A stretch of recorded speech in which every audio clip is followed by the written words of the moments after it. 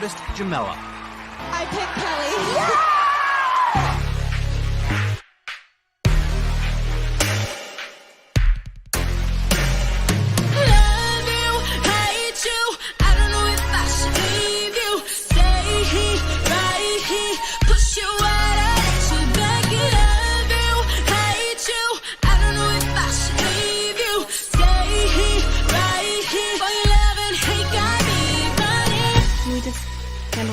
In the morning, please? No, I think I want to handle this right now. You can give your time to the studio boy, but I think your man can get a few minutes.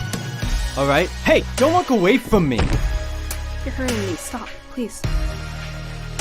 Get in the car. I've been down this roller coaster, round in circles.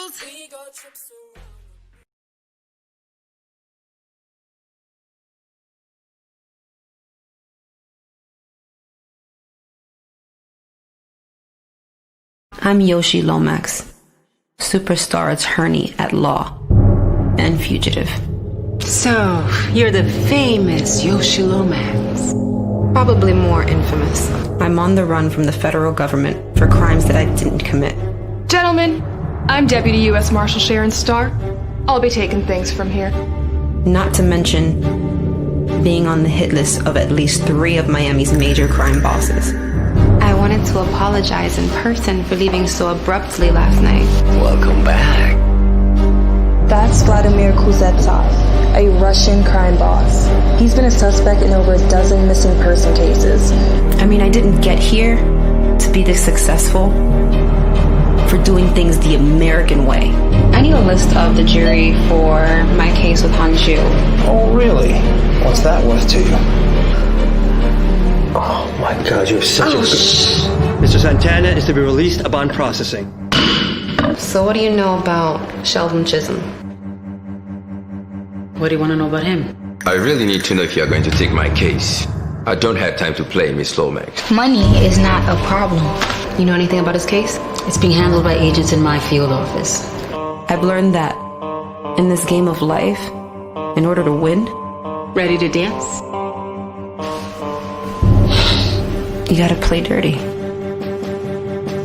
You might look at me and see a beautiful, confident, successful woman. Congratulations, counselor. Yet another win. But underneath, I'm flawed. I'm broken. And I'm scared. So I have no choice but to run until I can find a way to clear my name. Miss Lomax is now considered a fugitive of the United States. Catching fugitives is my business, which makes her my suspect.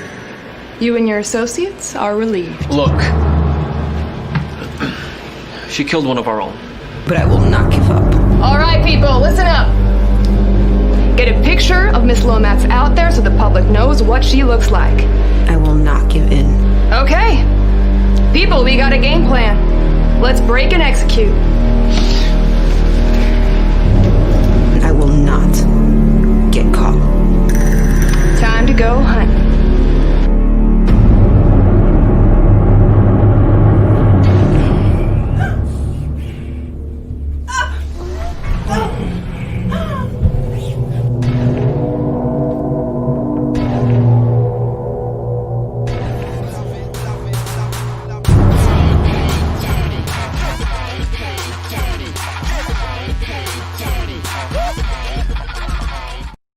This is your last chance. After this, there is no turning back.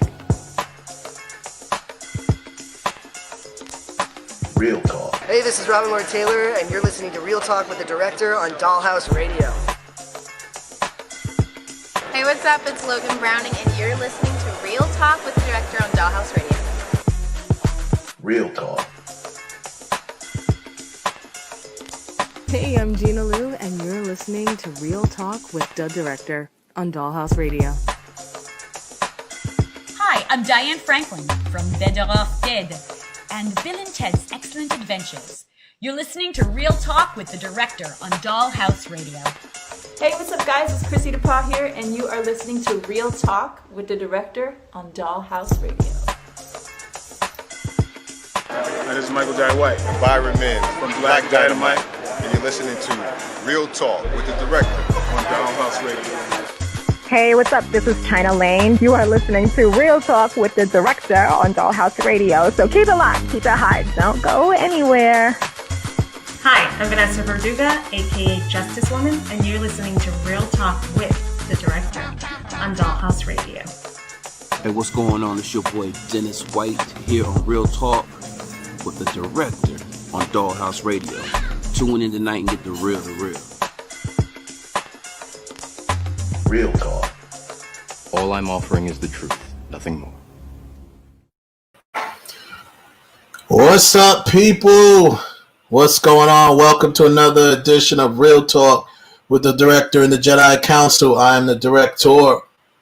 We'll be with you for the next 120 minutes or so. Real Talk is brought to you by Dollhouse Radio and Inde Morel, and we broadcast live via the World Wide Web on blogtalkradio.com and on youtubelive.com and on Twitter via Periscope and Facebook. What's going on, man? Today is another Monday, of course, the 24th of August, the year 2020. Godzilla has not shown up yet.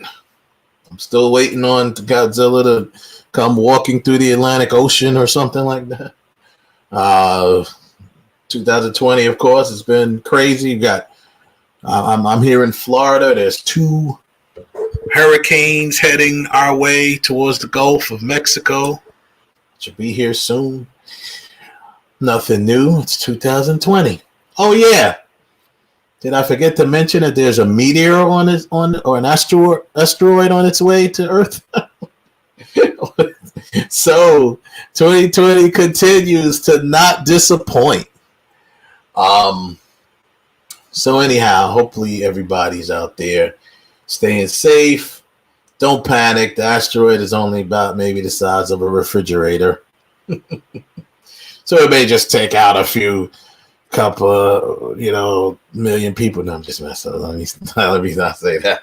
But anyway, yeah, so it'll probably dissolve in the atmosphere before if it even reaches us. It's only like a 1% chance for a direct collision. But the media wants to get people all roused up. So they're like, oh, there's an asteroid heading this way. It's like a 1% chance that the asteroid is even going to hit Earth. So anywho, we thank you for joining us today. Today we're going to we'll continue a little bit of discussion from we did on the Director's Cut. Just wrap up a little bit with the DC fandom stuff that went on. We're also going to do our first round of movie verses. Today we will be doing our first movie verses episode. Will be Sylvester Stallone versus Arnold Schwarzenegger. So obviously what we're doing is everyone knows that people have been doing the verses, right? That's the for the people who may have been living under a rock and don't know, or not on the internet and don't know what verses is. Verses is a little bit like an internet competition, head-to-head type of deal that was thought up by Timbaland and the producer Timbaland and Swizz Beatz. And basically it's pitting artist versus artist, something that they could do online. It started off on Instagram Live, and it's now caught so much momentum that it's building to it's got now they're still doing it on, I think they're still doing it on Instagram, but they don't really use, now they have Apple has got involved, so they got sponsors now. And they've done all types of stuff. It's usually producer versus producer, writer versus writer. Now they're doing artist versus artists, rappers, which I never agreed with anyway. There's only 2 ways a rapper, in my opinion, can battle. That's either in an actual battle, head-to-head battle, or battle on record. To me, those were the only 2 valid ways for an MC to battle. But, they humor them. It was something that was thought up because of everyone being quarantined and stuff like that. So it also gives an opportunity for the people, for the artists that may not even be popping right now, to get a little bit of relevance and a little bit of exposure. So that's pretty cool. So what we decided to do was take that formula and put it, of course, this is Real Talk, right? We do movies, we do TV.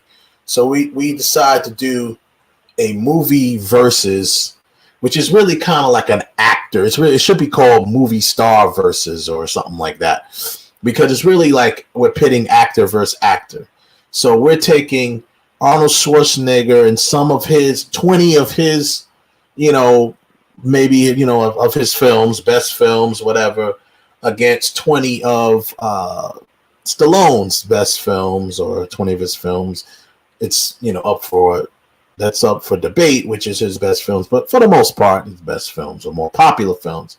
And we will judge them against each other based on a 3-tier criteria, which will include the character, which character was better, the actor, meaning which actor did a better acting job in the film, and the overall film itself. So if the film was just, and that'll be including everything, storyline, impact that the film made, movie, sales, all that we can kind of gross into just the impact of the film. And that's how we'll come up with who wins that particular round and that's how we'll score this particular this game. So there's the rules. Like I said, the verses that people do with the music is usually laid out. They play hit for hit, and whoever has the bigger hits and the most wins kind of wins the battle. They do it more so for the fun, for the love of it. We doing it too, but we want a winner. We want to make sure we get a winner. And who better to battle than Stallone and Schwarzenegger? I mean, that's the battle of the two action heroes, right, of that time. I mean, there's plenty of other action heroes that we have, but they are the two main action heroes, especially of the 80s, but there's a little mix up in there, though. You got there's a lot of stuff, you got mostly action films, but there's a couple of drama action type films, and then Schwarzenegger has more comedies than Stallone, but Stallone got a couple of comedies as well. So we wanted to kind of pit comedy versus comedy, action film versus action film, like army film or military film versus military film, spy film versus spy film, stuff like that. So they've made a lot of films that either came out around the same time or the same year, or they were similar types of films. So they're the perfect way to start off our first episode doing that. And we got more to come, and we'll talk more about it. I mean, we're gonna do De Niro versus Pacino. We got a lot coming down the pipeline. And this is gonna be something we do every few episodes, every other episode, whatever. It's gonna be something fun that hopefully we can get the crowd involved. We want to get you guys involved, because what we're gonna start doing is get people involved. If you can guess the winner and the score, we'll start doing giveaways. Like, if you can guess based on what we'll do is we'll put out the list ahead of time, and based on the list, we'll have people put in predictions. Who do you think's going to win, and what do you think the score will be? Whether it'll be, so it's out of 20, right? So if it's, someone wins 15-5 or 15-4-1, 15 wins to 4 wins to 1 tie or something like that. So we'll do it in that format. So if people can the closer comes to the exact score, we'll start doing winning, giveaways and stuff like that. So we want this to be a crowd participation thing, and hopefully it all works out. It'll be cool. But we're glad for you to have you here. But we'll get started off first, talking a little bit about what we were wrapping up yesterday, and of course movie news. So we're here, you're there, and thank you for joining us. I want to bring in my Jedi Council as usual, my two main dogs, my man Ralph and my man Kev. Y'all in the building. What's up, gentlemen? Evening. Hello. Good evening, sir. Good evening, sir. Yeah, so we want to give a shout out to the heavy hitters that's in the room. You know what I'm saying? All of the heavy hitters. Shout out to Heaven Hollywood, of course, my brother, big bro. Shout out to all the heavy hitters that's come through, as they come through and hold us down. We're loving it. Matt T, what's up?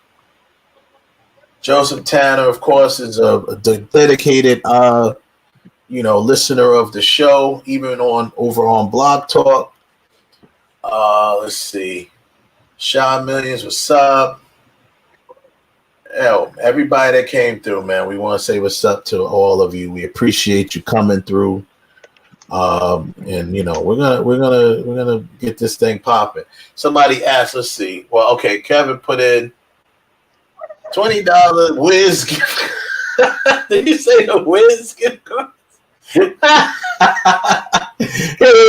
gift cards to the Wiz. No, Wick. Oh, you said Wick. I think you said the Wiz. I'm like, wow, that's even worse than Wick. We're gonna be giving away EBT cards. Don't front like EBT cards ain't gonna help you right now. That's some food stamps right there. Food stamps will help. KFC takes them. Taco Bell takes them. Yo, don't front on EBT. All right, let me tell you something. They don't got fancy now. Put it in a card. Remember back in the day, me and my cousin, man. Shout out to my cousin Aunt. We were in Roosevelt walking, and we found on the floor, on the ground, a whole book. This was back in the 80s, like maybe 90s. It was like early 90s. We found a whole book of food stamps. I was like, it was a whole book. We was like, man, let me tell you something. Somebody was hella mad. Somebody was walking around stomach growling. Yo, somebody was hot, yo. But we were happy. We went to, back then it was Food Town, right there on Nassau Road in Roosevelt. We went to Food Town. Lord have mercy, that we lost our minds. Nigga, we must have bought like 20 boxes of Fruity Pebbles. We was because those books had about what? About $150 to $200. About $200. Yeah, it had like $200 worth of food stamps. So we went in there. We bought mad boxes of Fruity Pebbles. Yo, I think to this day, I don't think I've eaten Fruity Pebbles. Like, I still eat. I've eaten them since then, but I got my fill of Fruity Pebbles way back in like '89 or whatever that was when we went and found the food stamps. We bought so many boxes of Fruity Pebbles. It's ridiculous. And I'm like, yo, if I never have a bowl of Fruity Pebbles again in my life, I'm good. We was just tell you something. If I would have came home with box loads of Fruity Pebbles, my mom would have smacked the crap out of me. Like, nigga, what you doing? You take the damn cereals back and go get some food and bring it up in here. What you doing? We was just like, yo, man, we just wanted the quickest thing we could spend. We were just like, yo, let's just get this, man. Let's get these Fruity Pebbles real quick. So yeah, that shit is hilarious, bro. That's hilarious. And but yeah, man, it's all good. So we'll figure out. We'll probably be giving away some sort of gift card or something. Nowadays, Amazon gift card is always you can't go wrong with Amazon. You know what I'm saying? Deliver it right to your door. You know what I'm saying? I thought you was being real funny when you said I read it wrong. I thought it said the Wiz. I'm like, nigga, the Wiz is out of business. So, yo, you giving a gift card away to the Wiz. I was like, that's fine. Like, we giving a $100 Caldor gift card. You said Caldor. I'm gonna really take you back. I don't know if you guys ever had this, but when I was a couple weeks ago, I was down in Newark. I went to this spot where this old store called Two Guys used to be at. And I don't think you guys ever heard of Two Guys, but Two Guys when I was a little kid was a place. It was like one big ass supermarket built right with one big ass department store with like multiple floors, so you could do you can go get your underwear, some Fruity Pebbles, some Star Wars cards, a basketball, all in the same plot, and never leave the building. This is called Two Guys. You can shop Two Guys. cereal and underwear in the same store. Yeah. Hey, Wes, you know what that's like? That's like Times Square. That's like TSS. Oh, TSS. TSS was my joint. I don't even know if did they even have that out of New York? I never heard of it. And that might not even may have been out of Long Island. Was there one in New York, like in the Manhattan? I don't think so. Yeah. There was one in Far Rockaway, on Rockaway Boulevard. One in Far Rockaway. There was one in Uniondale or whatever that was. I guess that was Garden City. I guess it was considered Hempstead. Yeah, Hempstead. It was considered Hempstead. Yeah. TSS, Times Square Stores. That's what it stood for, I think. And that was one of the illest stores, just like what you're talking about, Ralph. It was a store like that. I used to go there every day because I was a little spoiled little brat, and I used to get $5 every day from my grandfather. Rest in peace.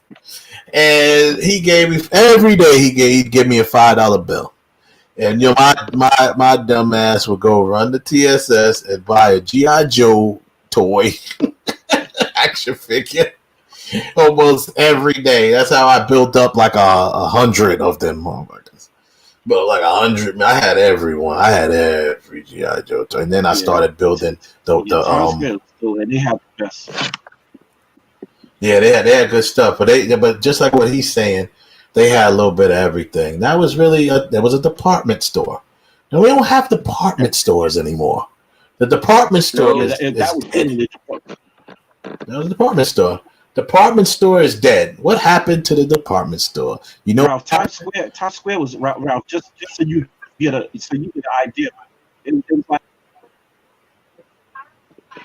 Amazon. It was like what? Yeah. Well, you breaking up, Kevin? Yeah, he broke up a little bit. But Times Square, like I said, whatever happened to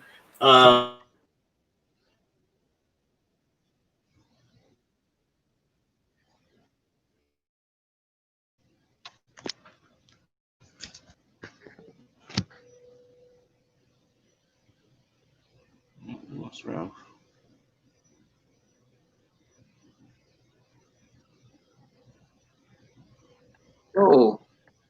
Oh, we lost Ralph. No, I'm back. I hit the wrong button. Sorry, I hit the wrong button by accident. I can't hear anything. Yeah, Wes, I can't hear you.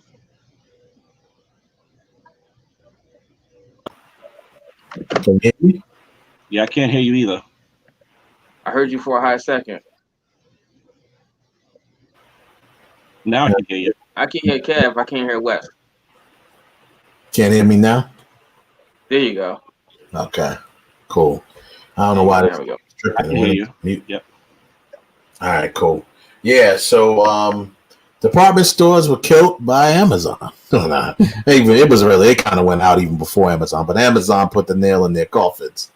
So stuff like that, mail order. I mean, hey, it's weird. We're living in new times now, right? Department stores are just a thing of the past. Dinosaurs.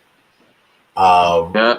All of them. I think JCPenney about to go out of business if they haven't already. Sears is going out of business if they haven't already. Department stores are just both of them only have like two. Both of them only got like 1 or 2 stores open on here on Long Island. Man, we used to have. I mean, department stores. It was a plethora of those. You had Sears. You had Stearns. What's that called? Abraham and Strauss. Yep. Yeah, that was Abraham and Strauss. You had Macy's, of course. Consumers. You Consumers. do your mail in. Do your mail in at Consumer store at Oceanside and go pick it up. Yeah, Macy's, of course, Macy's, J.C. Penney's. There was more. There was even more than that. Wasn't there one called like Alexander's or something like that? Or... Yeah, Alexander's. That was another one. Alexander's. Yeah, that was another. Yeah, There was so many department stores. I remember man. Alexander's. Yeah, no, they didn't have Alexander's in my neck of the woods, like Northeast Arch. I had to go all the way out to Paramus to the uppity part of New Jersey to go to Alexander's. Yeah, that sounds about right. Because Alexander's was only like in like the suburban neighborhoods. Exactly. Really? Yeah. We had to go when I was a kid. We had to go a half hour just to get to an Alexander's, and frankly, they didn't have the greatest stuff neither. I mean, you come around here and your stuff was like, I could have just went to Macy's, man. I could have went to Woolworths. You know what? Woolworths. That's another one. Woolworths. Oh yeah, yo, Woolworths, just like Times Square, had the best damn hot dogs, and I love going to Woolworths because Woolworths had the diner in it, and you can go sit down and eat. The one in Roosevelt Field had the diner. Yeah. The Woolworths in Oceanside, you have to walk all the way to the back of the store, and they had the whole diner because I think that used to be a pharmacy. And remember when the pharmacies back in the 50s had the diner inside of it with the soda pop counter. And you can go in the back of Woolworths, you can get the hot dogs, the take it burger, back. all of that. Take it back. Woolworths. I remember Woolworths, like when the one in Orange, when you walked in the front of the store, that's where like all the candy and the rest was at. But they had the best smelling popcorn. I remember that morning. They had the best smelling popcorn. I do remember popcorn. They had the popcorn. Yo, I don't understand. Like nowadays, you build imagine somebody building a nostalgia type of area, like a nostalgia mall where they got all of these type of stores, department stores and stuff like that. Man, that would be kind of interesting. It's so crazy. It's just like when you used to walk in the Roosevelt Field, and that's all you used to smell was like popcorn. Yeah. You know all that stuff from Woolworths, right? Huh? Yeah, that was from Woolworths. Yeah. You know what I miss? But you know what I miss nowadays? Like now that we have malls, you know what I actually miss nowadays? I miss arcades. I really do miss arcades. I could just go play video games. Yes. There's a new documentary out. Great segue. There's a documentary out. I think it's called High Score or something like that. It talks about arcades and stuff. It's on Netflix, I think. Yeah. Arcades was definitely the ish.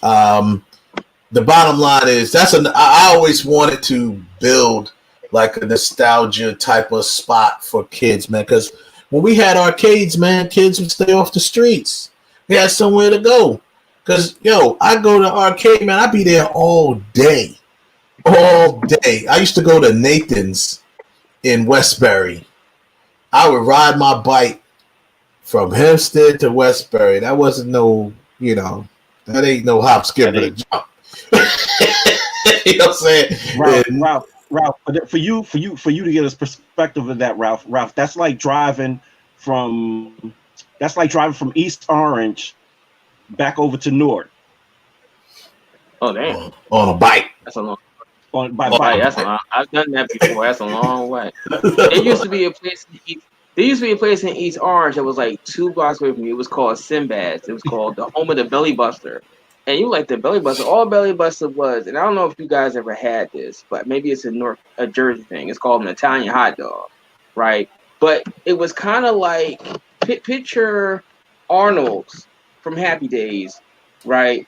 In the black neighborhood with an arcade in the back.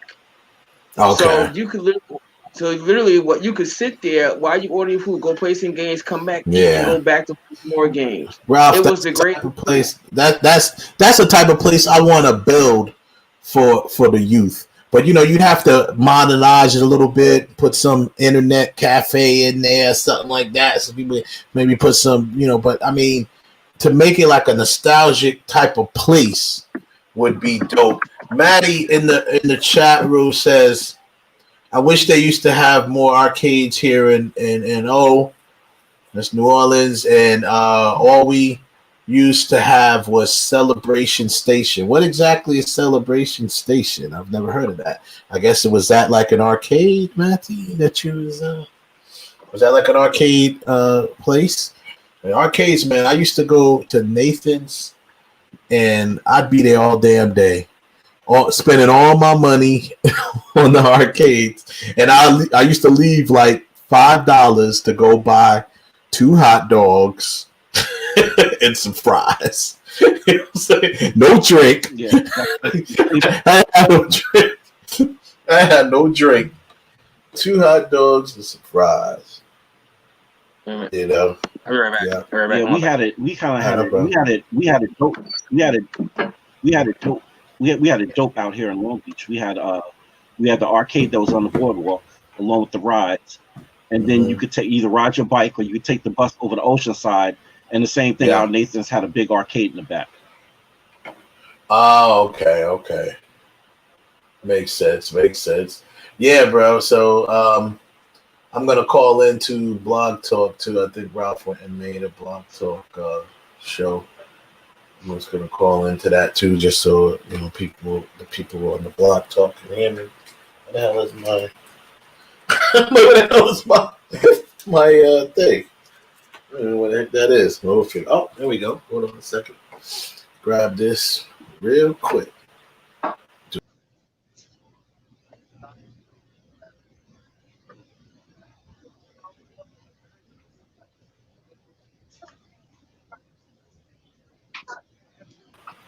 And I'm back. All right. I just wanted to make sure I got my little thing to call on the Blog Talk. We'll get that in. And now that we were up. So yeah, man. Maddie, I want you to let's see. She said, I wish she didn't put I wanted her to answer me there. When you get a chance, Matty, if you're still out there, if you can give me that answer to what exactly was Celebration Station. That's interesting. Sounds interesting. I'm assuming it was some sort of arcade place, I guess. She said that's all we had. I wish we had more arcades. So just based on her saying that, I'm gonna say that it was an arcade. What's an arcade? Oh, she said it's a arcade. Celebration Station. Yeah, it was an arcade, yeah, and bumper cars. Oh, okay. Bumper car. Bumper cars. Oh, that's taking it to the next level. Yeah, they have bumper cars too. Dang. All right. Yeah, I wish that we had that too then. Shit had bumper cars. Damn. Yeah, I mean, yeah. It's like a lot of places outside of New York. If they didn't have like full on arcades like we have, like in Memphis, they had the Crystal Palace, and that was like that's one of the best roller skate. Put Empire roller skating rink together with Skate Key in the Bronx, and times it by 100. It's like, yo, Crystal Palace was the joint back in the day. Still is. Like that was the place where everybody congregated on the weekends, and people could skate their butts off over there, man. Yeah. Oh man, the skater, man. That's like Jersey, Twin City. Yeah. Way. I mean, imagine that though, man. Imagine putting together a nice. I mean, kids today don't want to do that stuff, but I mean, that's what they're missing, yo. I mean, putting together a nice one big facility under one roof that's got arcades, you know, skating ring. You know what I mean? Like stuff like this is why these kids today grow up to be, you know, mass murderers and shit. Because they didn't have the stuff that we had, man. And we was able to release our tension and stress. You know what I'm saying? Because we used to go roller skating. You know what I'm saying? Before we were old enough to go to clubs, we went roller skating. You know what I'm saying? That was the closest thing to like a club for kids, because you know they play the music until 9 o'clock, right? Till 9, you know. That's good. Yeah. Then you gotta go because the adults are coming in to come skate. Get out. You know, I got a friend of mine, my boy Kevin, right? Actually, he's married to Alexis Fields. But I was in LA a couple of years ago, and me and him was talking. He was telling me that, you know, a lot of times, like, because he's been in the Hollywood scene for a minute now, but he was asked to invest in this property. And originally, it was like this real messed up area of Los Angeles. It was like really underdeveloped, but they redeveloped it. So he threw some money into it, and what did he do? He built a skating rink. He built a roller skating rink. Now it's like super popular, and then it got real popular because Beyonce showed up there one day. See, this is what I'm And saying. but what they didn't do is that they didn't close it to the public. They kept her in there while the public was in there. But then once the skate rink closed, then it was Beyonce and her crew by herself. So she started posting pictures on Instagram, and people was like, "Oh, damn!" And a lot of people, even in LA, didn't know that this roller skating place even existed. Yeah, it's. So I'm telling you, yeah. so now it's packed. So he was telling me that originally they told him that it was going to take him about 5 years to get back his money. After Beyonce came, that dropped down to 9 months. That was like, wow, Lord. Wow. Yo, that's what I'm saying though, man. That's the key. You get yourself a place like that. You get a celebrity to come through and basically, you know, you offer it, man. Let me tell you something. If I build a place like that, I'm offering to shut it down for celebrities for free. You know what I'm saying? Just for them to come and as long as they promote that they're coming there. You know what I'm saying? And just the same thing like what he did. I would let the celebrities show up while the public is there. Let them chill in their own little section, maybe even do something with them, you know, to do like no one does sign-ins anymore, but you know, just maybe take some selfies or something like that with them, and then close the spot down and let them have their fun, and they'll be posting the hell out of that on everything, and everybody. He did the right thing. But that was the thing, is that from what he was saying, Beyonce and her crew were just basically like driving by and ran across, and they were like, "Oh, damn, a roller skating rink." And they just rolled up like no security, no announcement. They just rolled up in there. Her crew. I think he said it was like about 15 people, like in her entourage. Yeah. And they just went in there like regular people. Said, "No, I want to buy. We all want to skate." And then they realized who they were talking. Like, wait a minute, whoa, Beyonce? She's like, yeah. Hey, girl, but give me that money back. Right, but what they did is that when she came in there, right. Although the staff knew that she was there, they didn't say, "Yo, let's give it up for Beyonce." They kept it. She didn't want nobody to know that she was in there. She just wanted like to blend in with everybody else. And now, but once people found out she was in there, that was a different story. But she didn't want them saying specifically, "Yo, Beyonce's in the house. You know, everybody got to go. Everybody got to leave." They didn't do that. They just let her mix because that's what she wanted. She wanted to mix with everybody else.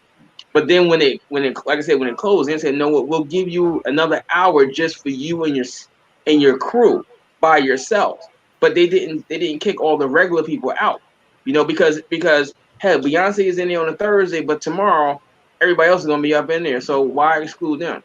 And I was kind of like, yo, that's kind of like a cool way to think about it like that one, because it is LA, and you could just be driving around, and hell, you could run into Beyonce or a Raider or something. So I guess they don't really try to treat them too special. Now, not for nothing. If it was someone, and not to knock Beyonce, but if it was let's say that was Michael Jackson, he came walking up in there, yeah, they might have closed it down for him. They might have told everybody to get the hell out of here because of Michael Jackson. You know, maybe. And I'm not knocking Beyonce, not at all. So Beehive, don't be coming at me. Yeah, let the Beehive tell it. They'll be like, Beyonce's just as big as Michael Jackson. So you guys. Nah, man, let me tell you. Beyonce is this generation's Michael Jackson. Yeah, I'll grant that. But Beyonce was in the 80s. I'm not even giving it that much. I won't even give it that much. No, and I'm not definitely ain't gonna turn this into a Beyonce bashing session. But there is no one. I get what you say. This generation's Michael Jackson. There is nobody this generation's Michael Jackson, because Michael Jackson has only come once in a lifetime. That type of artist. So that's true, but I think out of all the artists, because you see out of all the artists today, she's really it. No, I don't think any other artist generates that kind of oh my god like Beyonce. Nah, I wouldn't say that because Beyonce is more popular. I mean, don't get me wrong. White people like Beyonce too, but she's more popular amongst black people. You know what I'm saying? Whereas Michael Jackson, I don't know about that part. Globally, I don't know about that globally, he is dead. Bro, let me tell you something. And I use this as an example, perfect example. One of my former supervisors when I was working at this other place, he's like I use people like him as a barometer. You know, regular middle-aged white man, right? But he's probably about 40. So he's in his late 40s. He's going on 50, right?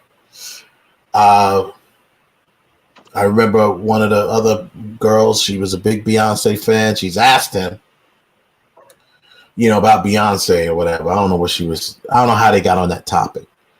And he's like, now he knew who she was, but he's like, he said, I wouldn't know Beyonce if she kicked me in the nuts on the street. He said, and I couldn't tell you one record from Beyonce. Right? And she's like, what? I can't believe this. Going off, right? You don't know who Beyonce is? He's like, I've heard of her. I know who she is. He said, but I don't know any of her music, and I don't even really know what she looks like. I use him as a barometer because he represents a lot of people in America. White people, I mean. Yes, he does. He represents a lot of white people in America that, yes, have heard of Beyonce, right? But not really fans or, you know, really big fans of her music, right? I use him as a barometer because same deal. Now, because the funny thing is, he knew Jay-Z because he used to listen to hip hop. He's like, I listen to hip hop. He said, I listen to like 80s, 90s hip hop. He said, so of course I know who Jay-Z is and I know what Jay-Z looks like. You know what I'm saying? He's like, but I don't listen to the question. Not to drag this out, but here's the question: was he a parent? See, that's what makes the difference. If he's European American and he's a parent. Well, I mean, yes. I mean that does make a difference. I can't answer that question. I never asked him if he was a parent or not. But my point is this: yes, Beyonce is world renowned. We know that, okay? But I just don't think it's fair. As a matter of fact, it's good that we brought this up because probably my next show that I might be doing with my brother, the breakdown or whatever, we're going to talk about, because it's going to be Michael Jackson's birthday. We're going to talk about Michael Jackson and break down some of his most iconic dance steps, like, choreographed videos, right? So, Michael Jackson, there is no one in this generation that can be on the same plateau as Michael Jackson, period. Michael Jackson, I've never met from generation to generation, older people to young little people, they know Michael Jackson. You will find people that don't know Beyonce. I've never in my life found a person, unless they're like 100 years old, but even if it's that, you know what I'm saying? I've never found a person or heard of a person that didn't know Michael Jackson. Actually, my brother mentioned one person that he knew or met. She grew up in India or something, like some part of like Pakistan or something like that. She was very sheltered and couldn't really listen to pop music. And she's the only person that you ever heard of that didn't really.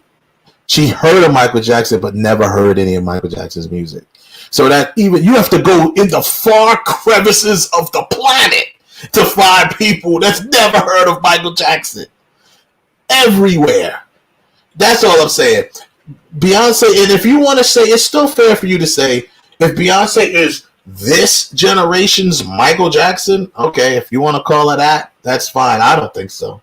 I still think there's people that's just as big or bigger than her globally. Nah. Madonna. Nah, the reason I'm saying no. I wouldn't say Madonna, because Madonna comes from that 80s. From that people, the new era. But from this time, the new era, Nobody really has. I mean, you can say legitimately Lady Gaga.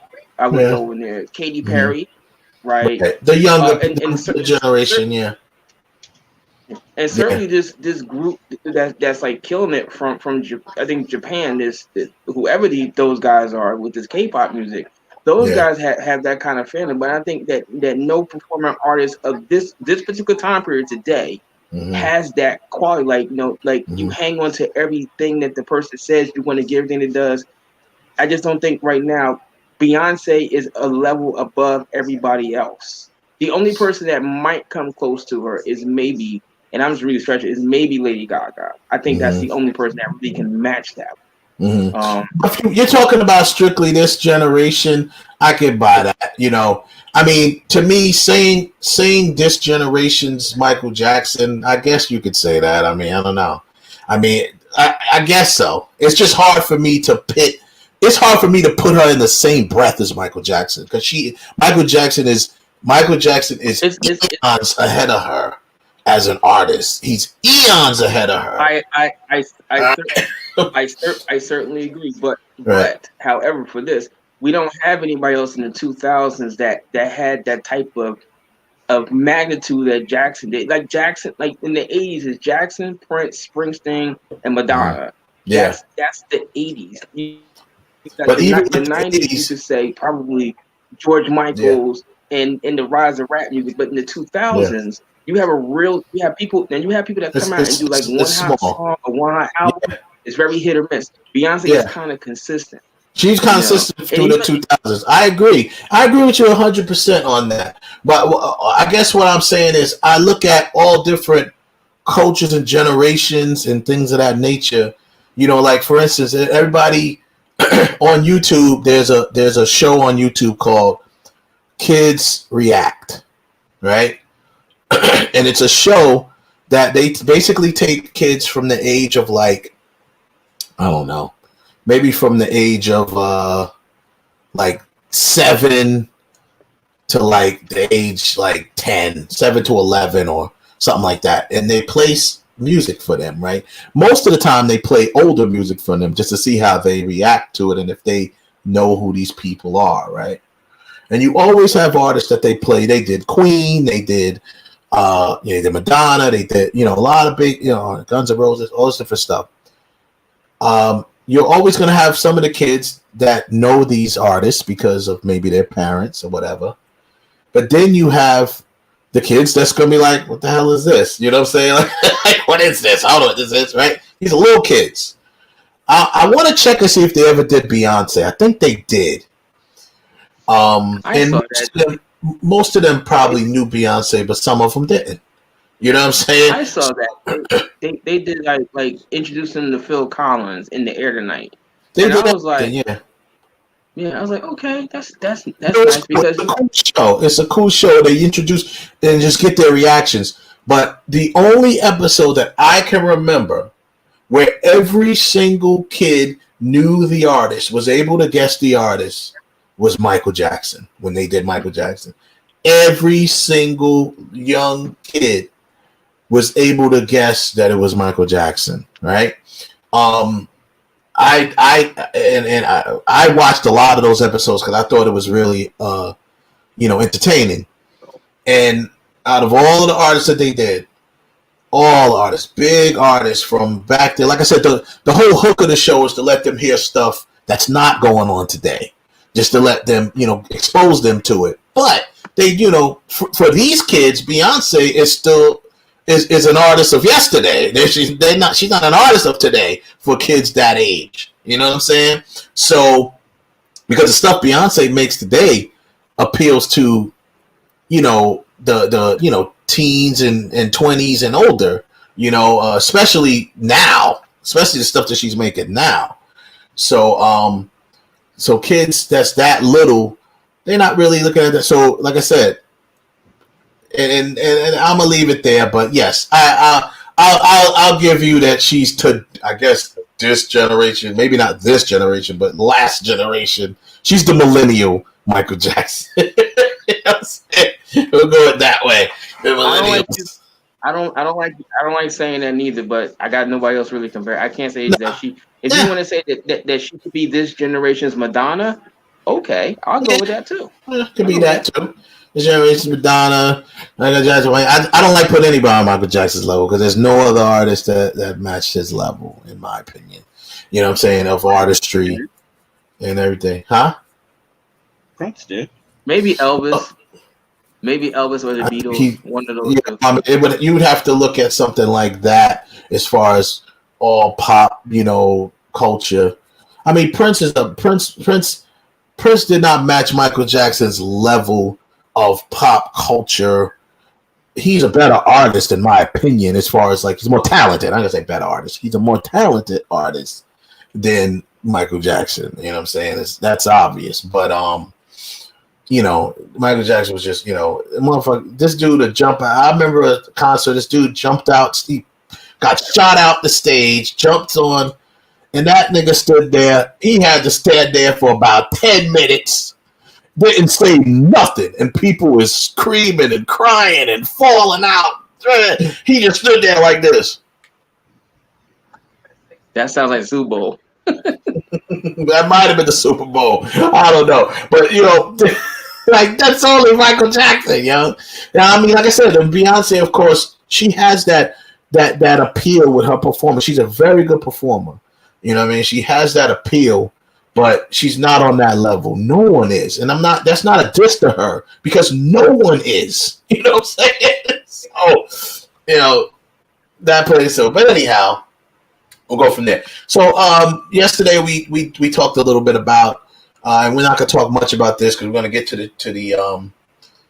the competition. So, the DC fandom went on Saturday over the weekend, and a lot of good things happened for DC. DC is really headed in the right direction.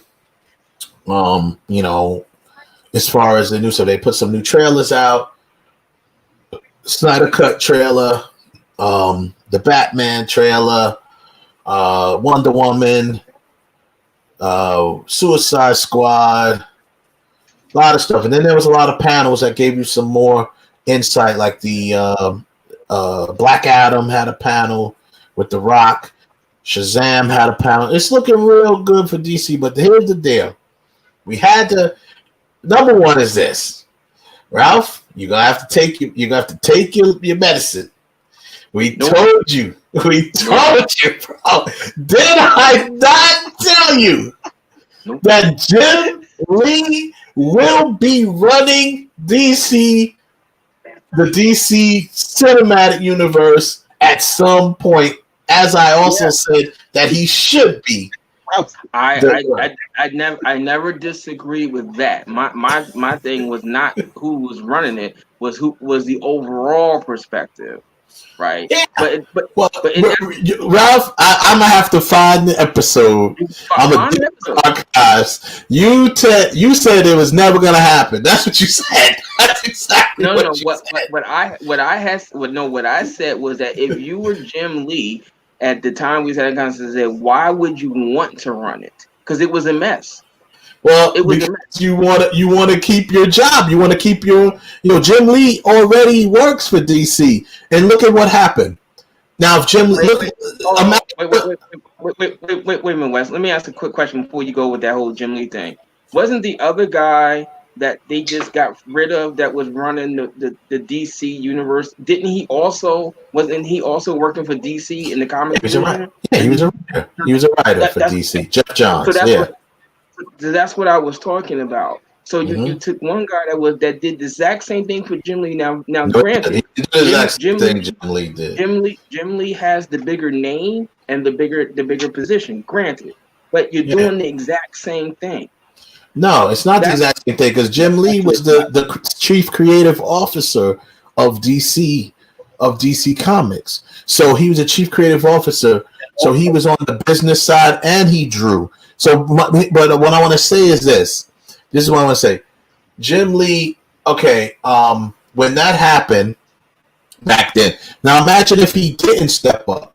Because you said, why would he want to do it? This is why we want to do it. Because look at what happened. I agree with you. Warner Brothers was a mess, right?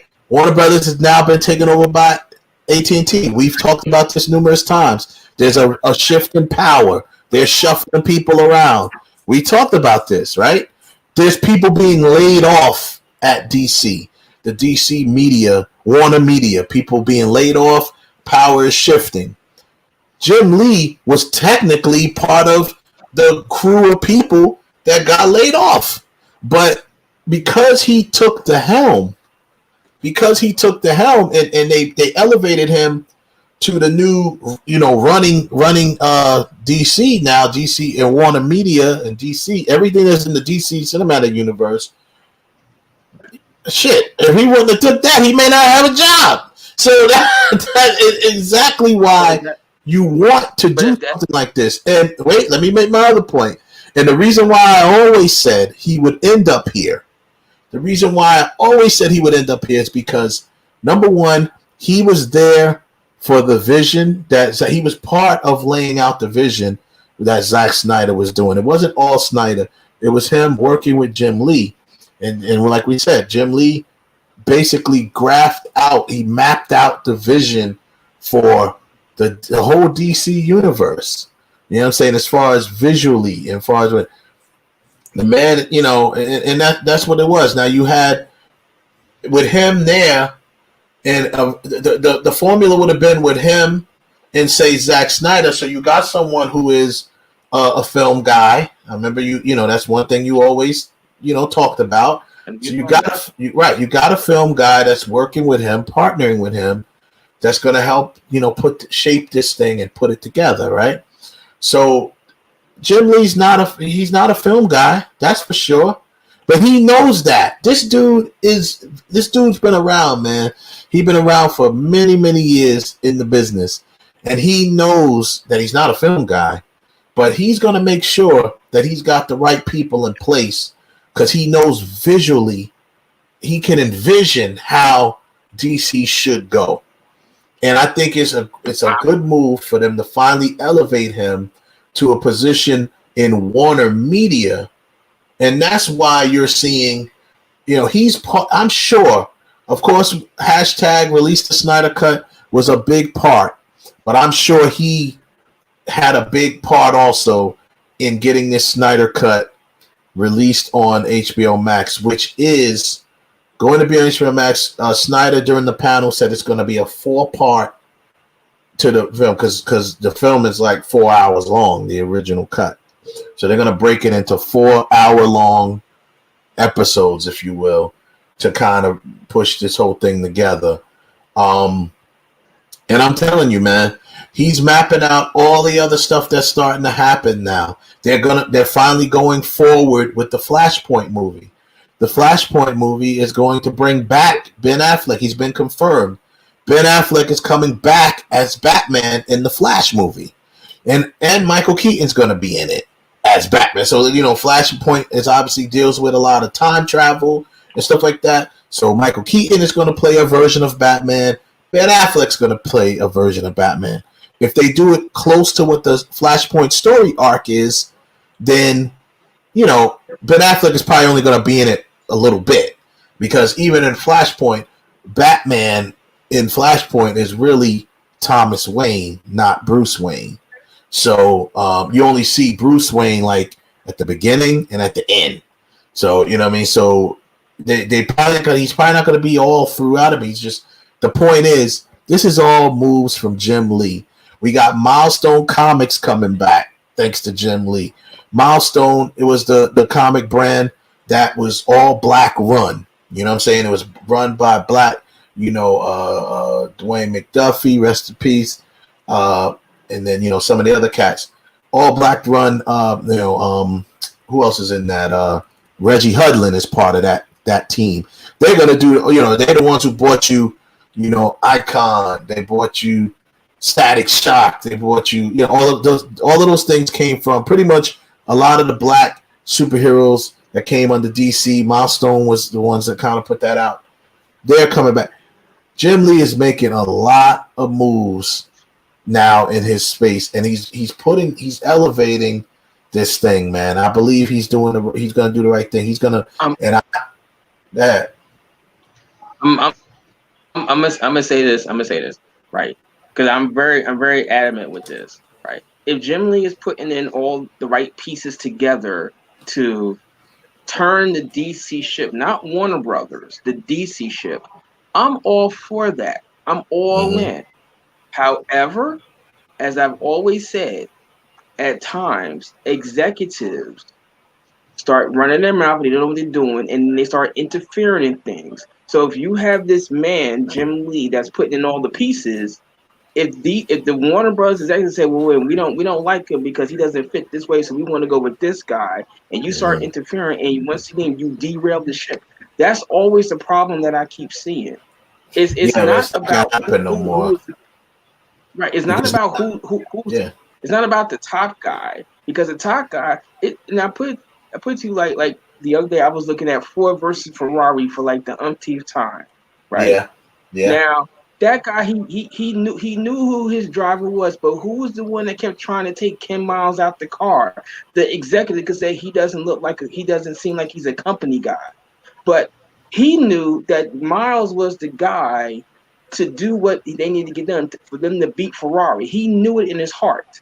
So how many times did that one character in Ford Red kept trying to take Ken Miles out of the car? Try to take him and say, no, he's not a company guy. He's not a company guy. He's not a company guy. That's what I'm talking about. The exact same thing. That's not right. That has changed now. Warner Brothers executive.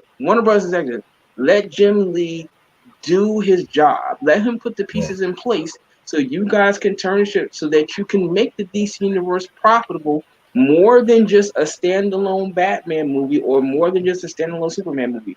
Because everything has got to intertwine with each other.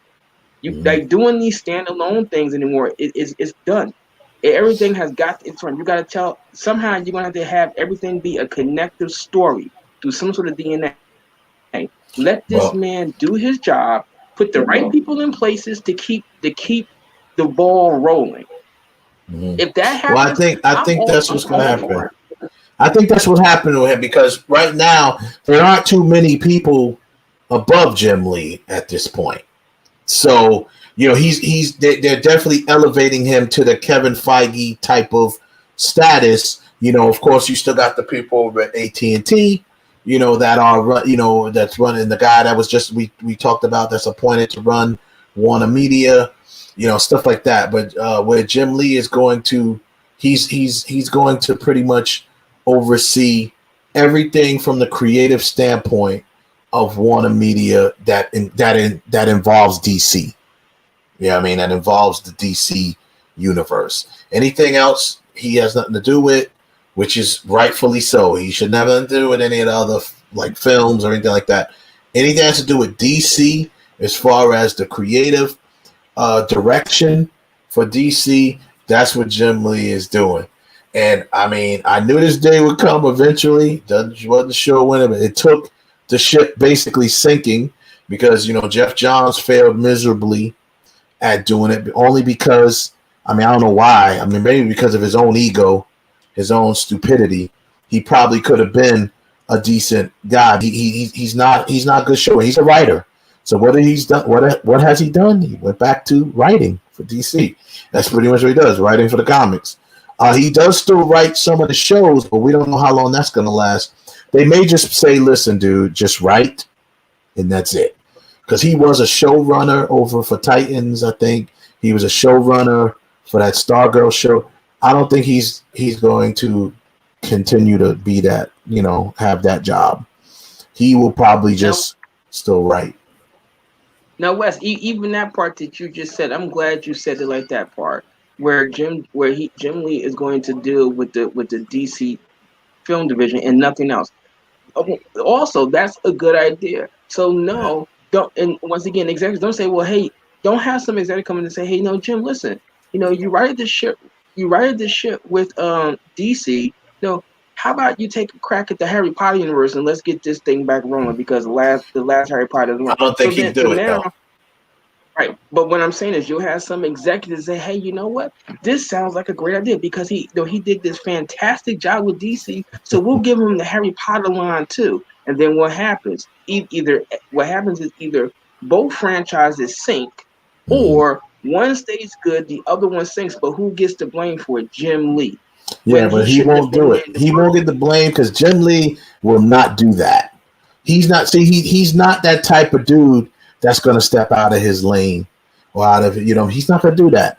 He is this. He's been at DC probably for the last 15 years or something like that. He's been at DC. Been at DC for a while. I don't see him doing that. Like, I just don't see him as his personality, type of dude he is. I don't see him doing that because he's not the type that's going to want to. You always taking a chance with anything, right? But he has a much higher success, a much higher probability of success doing it. The DC universe itself is enough on his plate because you're talking, just like we said before, you're talking 2, 3, 4, 5 years, between 5 and 10 years down the line to get everything perfect, the way in the right direction, the way they want it, right? You know what I'm saying? So and plus movies getting pushed back, right, because of COVID. We also mentioned that depending on how it goes with COVID, depending on how Disney does with releasing stuff straight to VOD, that might start forcing, the other production studios to start doing it as well. So we'll see. I had to rub that in your face, Ralph. I'm telling you. I'm gonna go back. I'm gonna dig through the crates. I'm gonna dig through the crates. I'm gonna dig in the crates. You said it's never gonna happen, and you said it's not gonna happen. What I said was, why, with the way it was, why would you want to? And I did say Jim Lee was on the movie guy, and I even said that if you said you were elevating him to the head of position at DC Warner Animated, yes, that's a I remember you said that too. But the film part, because the DC film universe is a wreck. It's a wreck. Yeah. And I also said that realistically speaking, this should have started back during Tim Burton's Batman. And if even after Batman versus Robin, when everybody was like really dogging comic movies, after you guys did Superman Returns, you should have started it then.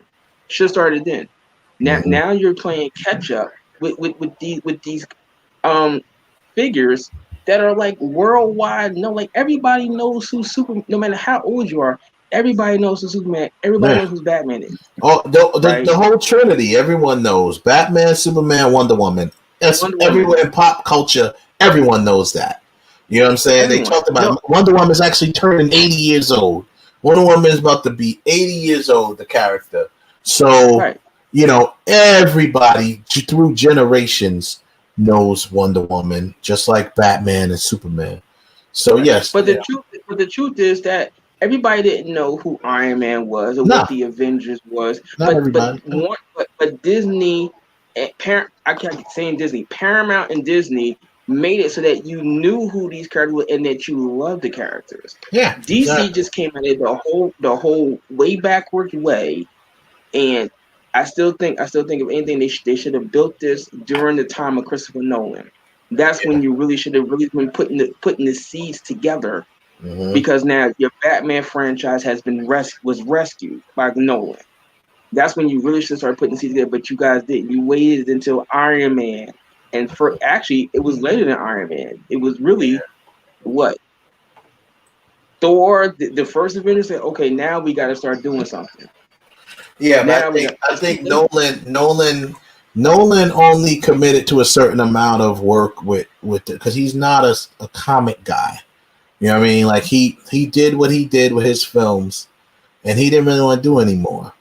Because Nolan just wanted to do films, right? So he's like he didn't want to have to get into comics, and he didn't even want to he didn't even want to do, not saying he didn't want to do the Batman thing, but he tried to make that as less comic-y as possible. You know what I'm saying? So that's and honestly, with him doing it that way, you made it much more realistic. You gave it a real world scenario.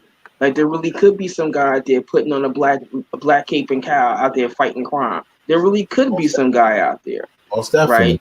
But what I'm saying is the executives, when they saw, wait a minute, we just got this guy Christopher Nolan that basically resurrected the Batman franchise. You know what? We got a bunch of other comic book characters. Let's start looking into doing something with them. Then Dark Knight comes out. Right, but what? No, maybe not with Nolan, but start putting the plan together. Then you get the Dark Knight, and you say, whoa! Not only is it a comic movie, but we got this guy in here that's they're talking about giving him an Oscar. Yeah. And then you got Iron Man that came out. Whoa! We need to start doing something with our comic book characters. They kept waiting and waiting and waiting. We're waiting for the right time. The right time was when you saw two comic book characters going at it in the box office, making $300 million and $500 million. That was the time you're saying we need to start putting some stuff together. We need to resurrect Superman. They should have did that. But the thing is, the way Nolan did those films was great, but you couldn't go on making all of the films like that, because Nolan took a character that you can make somewhat realistic because he doesn't have superpowers, right? You can't do that with Wonder Woman. You can't do that with Superman. They got powers. So you can't take the same type of filmmaking that Nolan did, just like what Todd Phillips did with Joker. You know what I'm saying? They're taking characters that are human, right?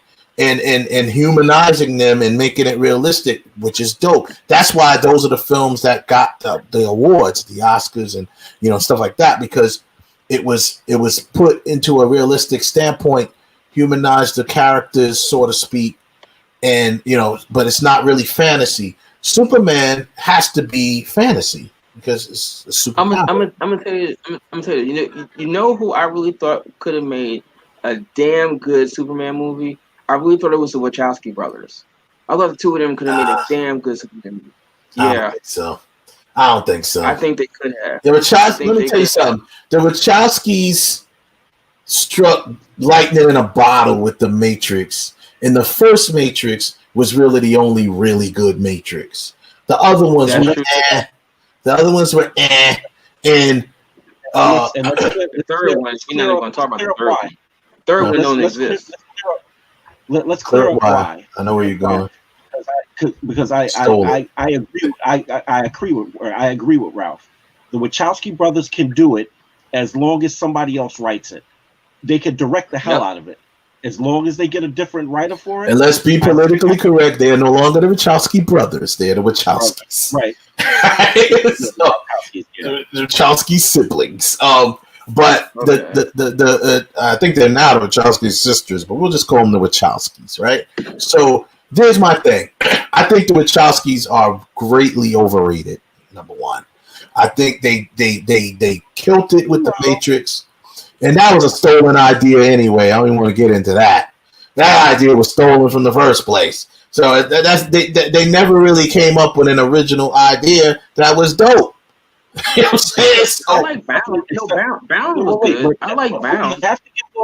They stole the script for that. We that much we know. They stole the script, and they'll never get the credit they deserve for that, because they did steal the script. The one thing I will give them credit for is their directing, because they did come up with a bunch of technology. No, they're directing the innovation. They're directing the innovation and stuff like that, the bullet time and all that stuff. I give it for their creativity, their innovation. Yeah, I don't know if they would have made a good Superman film. I don't know. Maybe. I don't know.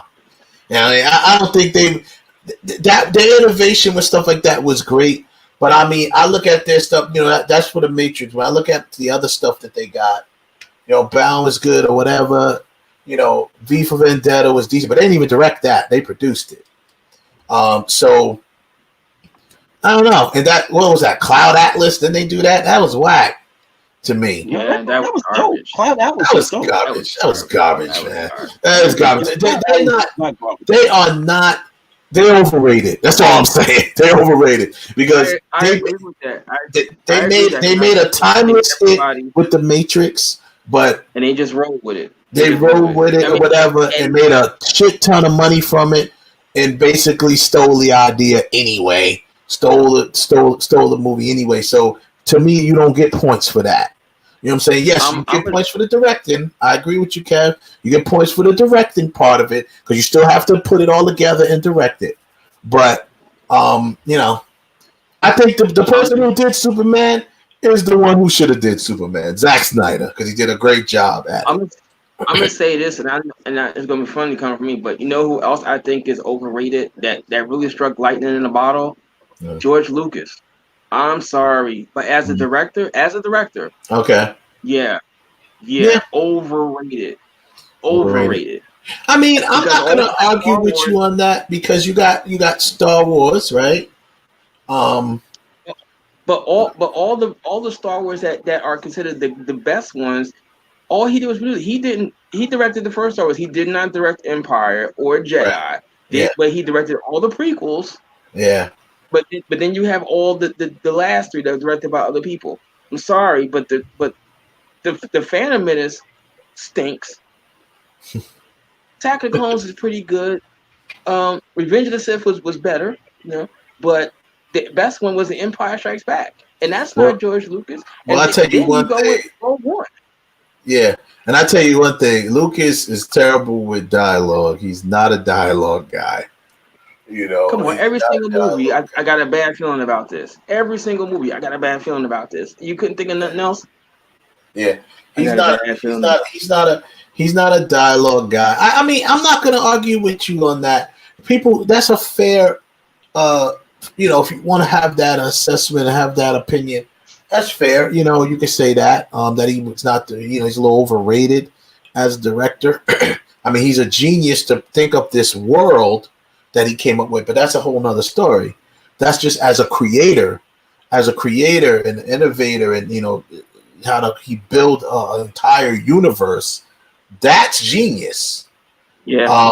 You know, but as a straight up director, I can see why you would say that. And I can't really argue with it, but I mean that's pretty much that. But you know, they you know, what else did Lucas did? He did he do the Indiana joints, or that was Spielberg? No, that's Spielberg. I mean, yes. He did do American Graffiti, and yes, he did do TH-1138. But I'm saying that since Star Wars, all the movies that the other three movies that he's directed, none of them have lived. And what makes that even worse, not only have they not lived up to the potential they possibly had, but he's directing 3 films that are the universe that he created, and they weren't living up to anything. That's what makes it so horrible. Yeah. Yeah. Yeah. I can't argue with you on that. You know, I can't because he's right. And you know who else? You know who else is overrated too? You know who else is overrated? Tupac and Spike Lee. Tupac? What the hell? Tupac. What the hell that got to do with anything? This guy's a Spike Lee. Yeah, right. You crazy. Spike Lee is overrated. I think Spike Lee is underrated. Spike is not overrated. I really think that Spike Lee is underrated because he's black. Only because he's black, really. Kevin's trolling. Kevin's trolling. Kevin's trolling. You know, now maybe because he's not. Now I do agree with you. You're not the biggest fan of Spike Lee, but that don't mean he's overrated. But you know, it's all good. He's not. I'm only playing around. If Spike Lee, to me, Spike Lee validated himself. I mean, there's a lot of reasons why he validated himself, but when he turned out Malcolm X, that was a wrap. That freaking that's what solidified him as a great director when he turned out Malcolm X the way he did, and you know, of course, working with Denzel, you know, he's worked with Denzel on I think 4 or 5 movies. You know what I mean? He's really knows him, and you know, worked it. But it's all good. So yeah, we just had to bring that up, man. I don't care, Ralph. I had to come for you, Ralph. Kevin, stop being a troll. Stop trolling, Kevin. This guy's a 2-5. You go out nowhere, it says 2-5. He just want to get people riled up. But I mean what I say. Listen, I was joking about Spike, but I mean what I said about Tupac. That ain't nothing but Bishop.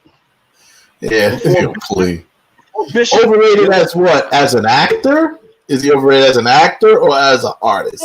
No, I like him as an actor. Actually, he actually really did grow as an actor. He grew, man. I wish. I think I think if Tupac would have been alive today, he would have been just acting, obviously, because he'd be in his 40s, so he probably wouldn't be making music anymore.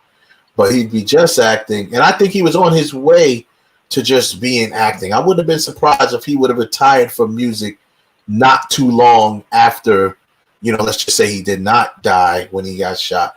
Not too long after that, I could see him retiring. Transitioning, retiring from music altogether, because he was a dude that was doing a lot for people behind the scenes. You know what I'm saying? People like Spontaneous and stuff like that, who rode with him, behind the scenes. He was doing a lot of things for them, and he was trying to set people up, that way. But he was getting into that acting, man. Because remember, Baby Boy was written for him. Remember, Tyrese was just on Fat Joe's show, and he broke all that stuff down to Fat Joe, which most people already knew, but Fat Joe apparently didn't know. But he's saying, Baby Boy was written for Tupac, which I knew that already. And that's why Baby Boy was put on the shelf for so many years after Pac died, And then I'm sure Singleton had to do a couple of rearranging to really match Tyrese. But he said, Tyrese came along and that was the new, match that role perfectly, But you know what? I'm gonna be honest with you. If we all say that things happen for a reason. No disrespect to Pac's death, but as far as Baby Boy is concerned, what's his face was meant. Tyrese was meant to play that role. That was his all the way. I couldn't see. I couldn't see. What's his name? Vince. What's his name? The Ving Rhames. The guy. Ving Rhames. Yeah, Vin Rhames. I couldn't see. Yeah, Vin Rhames. Yeah, I couldn't see. I really couldn't see the dynamic happening between him and Tupac. Him and Tyrese, though, that's you could see like that chemistry is perfect. Like you could kind of sort of tell, it was just on film. But if this, excuse my language, if that was two niggas in the street, they would have been real. Like, well, I think number one, he did do some rearranging of the story to fit Tyrese a little better. You know what I mean? I don't know if that was the exact story when it was written for Tupac. It was the story of him being the dude and being a mother, living with his mother and stuff like that. I don't know if the way it was portrayed was exactly how he would have had Tupac portrayed. But it might have, because Tupac was an actor, you know what I'm saying? Like, he wasn't always have to play, even though he played a lot of thugs and stuff in movies, but he didn't always have to play that. He didn't want to have to keep playing it. He wanted to expand. You know what I'm saying? So he would have, played that. Just like, okay, so the character Lucky from Poetic Justice, he was kind of like a reformed thug, right? He wasn't no thug street nigga. He was kind of like a reformed thug trying to live legit, right? Trying to be a daddy. Trying to be a daddy, be legit. But you gotta take like what was the movie where he was the drug addict? Oh man, Gridlocked. Gridlocked. That was good. That was good. Yeah, when he was Gridlocked, and then he was the cop in the other one, the one with James Belushi, when he was a cop in that one. It was like gangster. So, yeah, gang related, I think it was called. So yeah, gang related, where he was in that, and then Gridlocked, where he was the drug addict / musician. He was like a bass player or something like that in that, which was really dope, man. That was a nice little expansion on his thing there. So anywho, on his range. So we're starting the movie versus Arnold. It's going to be Arnold versus Sly. It's going to be Arnold versus Stallone. right? Schwarzenegger versus Stallone. Now let's say it right. Arnold Schwarzenegger. Arnold Schwarzenegger. I know Arnold Schwarzenegger. Don't make Arnold Schwarzenegger. So, don't make me Schwarzenegger. So, yeah. I tell you. So, like I said, man. So going forward with this, we're going to, I've been putting together a lot of different matchups, and we're still messing around with some of the matchups. Some of them are undeniable. Schwarzenegger and Stallone. De Niro, Pacino, like that's undeniable. You know what I'm saying? You got to see it. Seagal versus Van Damme. Like you got to put these guys against each other movie wise, because they were rivals movie wise back then. They were making movies around the same time, same type of movies. Well, Van Damme's movies were a little different then, because Van Damme were counted a little bit more on just all fighting and stuff like that when he did like the Bloodsport movie and Kickboxer. Van Damme used to get his butt whipped. No one ever touched no one ever touched the guy, which was unrealistic, but that Seagal never Seagal never. The only time they messed with only time he got touched was when he got snuffed. Like when they on Hard to Kill, when they busted on him and shot him and put him in a coma for all those years. And it's just like maybe a couple other things, but he never, which to me was a little unrealistic. But you love Seagal, so we're gonna do him versus those two versus each other, and then we got other people. Just to I wrote down some notes about other people we'll be doing, and we'll get into this. But let me see if I could find any other ones that we're doing. I like. I was thinking of Sandra Bullock versus Julia Roberts. Yeah, it might be dope. That's a good one. Sandra Bullock versus Julia Roberts. I could rock with that.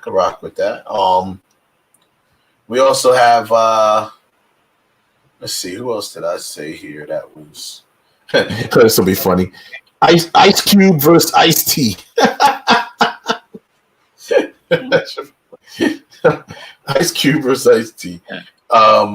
We said Angelina versus Charlize. Yeah, Angelina versus Charlize, which that'd be good. Both actresses had drama films and then started doing heavy on the action films. I'm still trying to figure out. I'm either gonna match up. I think I'm gonna match up. I don't know who else would I say I was gonna go with. I say the Battle of the Toms. Cruise versus Hanks.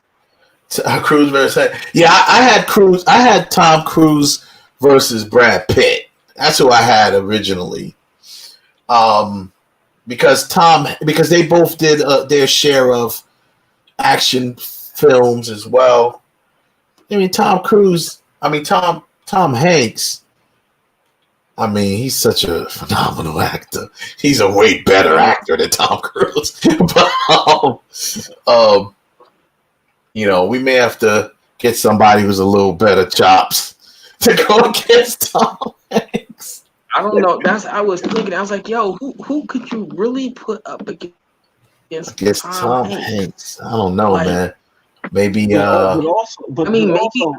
George Clooney. Tom Hanks. I don't think Clooney has. And also they got to have at least 20 movies. Yeah, really. He doesn't have. Tom Hanks, what, Kev? Tom Hanks. Tom Hanks doesn't have a lot of action, with the exception of the Robert Langdon films. From the Dan Brown books. Which I say. Yeah, you got the way you do. That's not an action film, though. It's a war film. Yeah, well, it's more. Yeah, it's more of a war film. But you have to find somebody who's because you got to think about it. Tom Hanks covers all the bases. Yeah, he's got romantic. He got the rom-coms. He got the little bit of action. He got the comedies. He got the drama. Yeah. And he got maybe he has all. DiCaprio. What about Leo? Well, putting him against Leonardo DiCaprio. Yeah. Leo's got a nice. He's got a same type of broad. Maybe Leo. He don't have rom-coms though. See, he just has the heartthrob because he's a heartthrob. So, but he don't really have like the rom-com. Yeah, he doesn't. I mean, he does have, Romeo and Juliet. That's not really a rom-comedy. It's more of a romantic movie. I say that. Yeah, it's hard. It's gonna be hard to find somebody to do that. It's gonna be hard to find somebody to go against Tom Hanks. The only person you could get to go against Tom Hanks, and y'all gonna kill me for saying this, is Meryl Streep. Oh God, Meryl Streep. But you're not lying though. You're not lying. No, I know what you said. Yeah, that'd be funny. The matchup against. I'm actually going to tell you who you could have put up against Tom Hanks. Meryl don't have the action joints. Like Tom has a few action joints under his belt. Meryl got I think like a couple. I mean, The River Wild is an action movie. Not, but it is. But the only person who I thought, I'm saying the only person who I thought that really you could put up against Tom Hanks, but he just does not have the catalog is Daniel Day-Lewis. But Daniel Day-Lewis doesn't have the catalog. Yeah, he really doesn't. Yeah, he doesn't really have the catalog. That's it.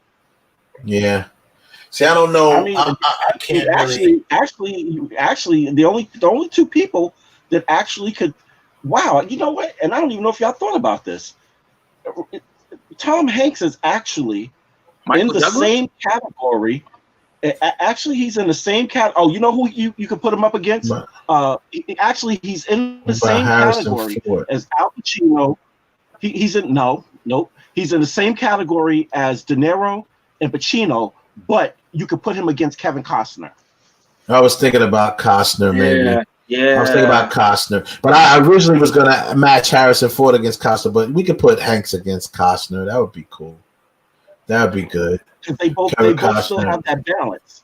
They got that balance. But then again, Costner don't have any rom-coms that I know about. Yeah, he's got a couple. Does he? Both. Yeah, he's got one movie with him and Jennifer Aniston that's a rom-com. Okay. I mean, he's in this movie called Fandango. But I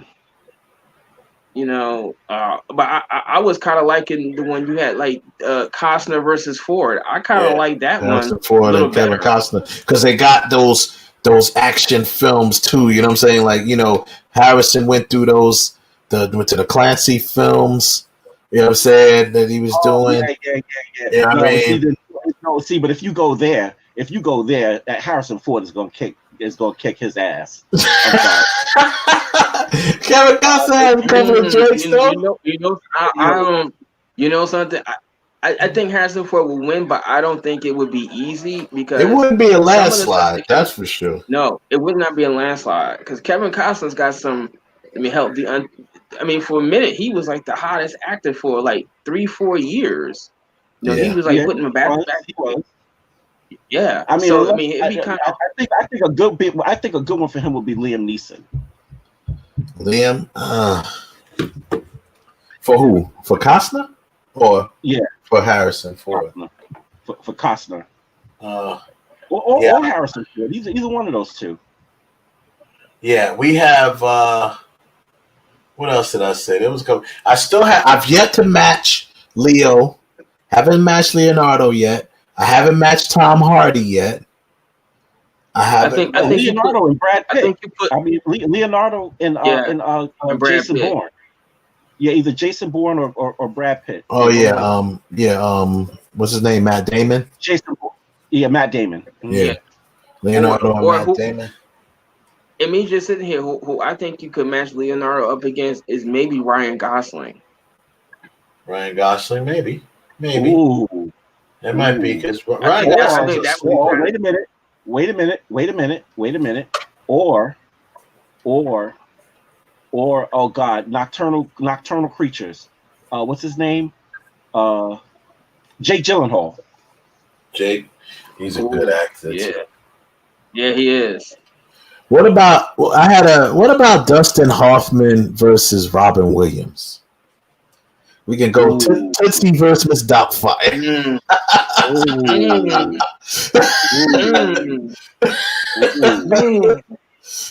Oh man, that right there. That's gonna be a tough one, right? Cause Dustin Hoffman's range is crazy. It is. Like, you talk about Rain Man. Crazy. Yeah. That'll be a good one. But we got to do that because we got to put Tootsie versus Miss Doubtfire. Yeah. That alone is worth the price of admission. That ticket alone is worth the price of admission. That's gonna be a good one. That's gonna be a good one. So we got a lot coming up, man. I still haven't matched. I think I was gonna put and this is what I think we should do. Some of the actors that may or may not, if we don't think they're gonna have the 20 films, then we'll cut it down to 10 for some actors.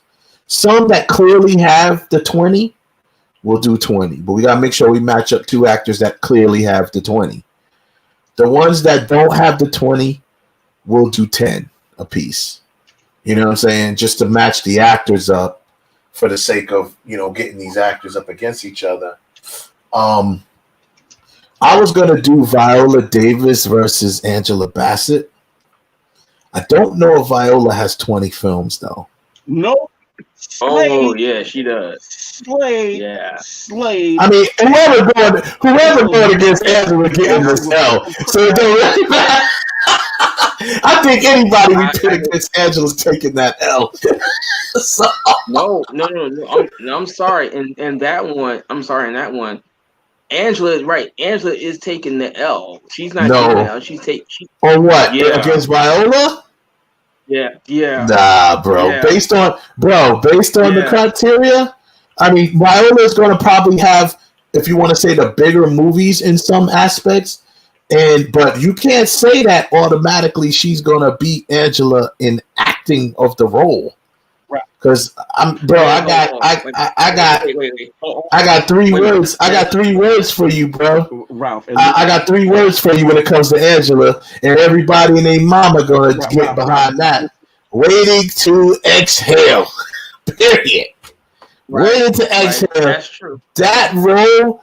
Right there, there's nobody pit that against, especially for the acting side. She killed that role. And you gotta remember all of the other roles that Angela has stepped into, real life roles. Betty Shabazz, Biggie's mom, you know what I'm saying? Michael Jackson's mother. Like, she stepped into real people's shoes. So Tina Turner. You know what I'm saying? Like, nah, son. Don't tell me she gonna get that. Man. Stop right there.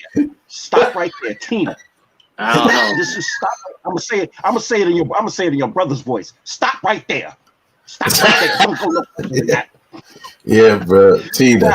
Now, I got one thing to say, because I love Viola Davis. I'm literally like if she walked up on me, I'm like, yo, we dating. I'm cuffing you. Like that's why.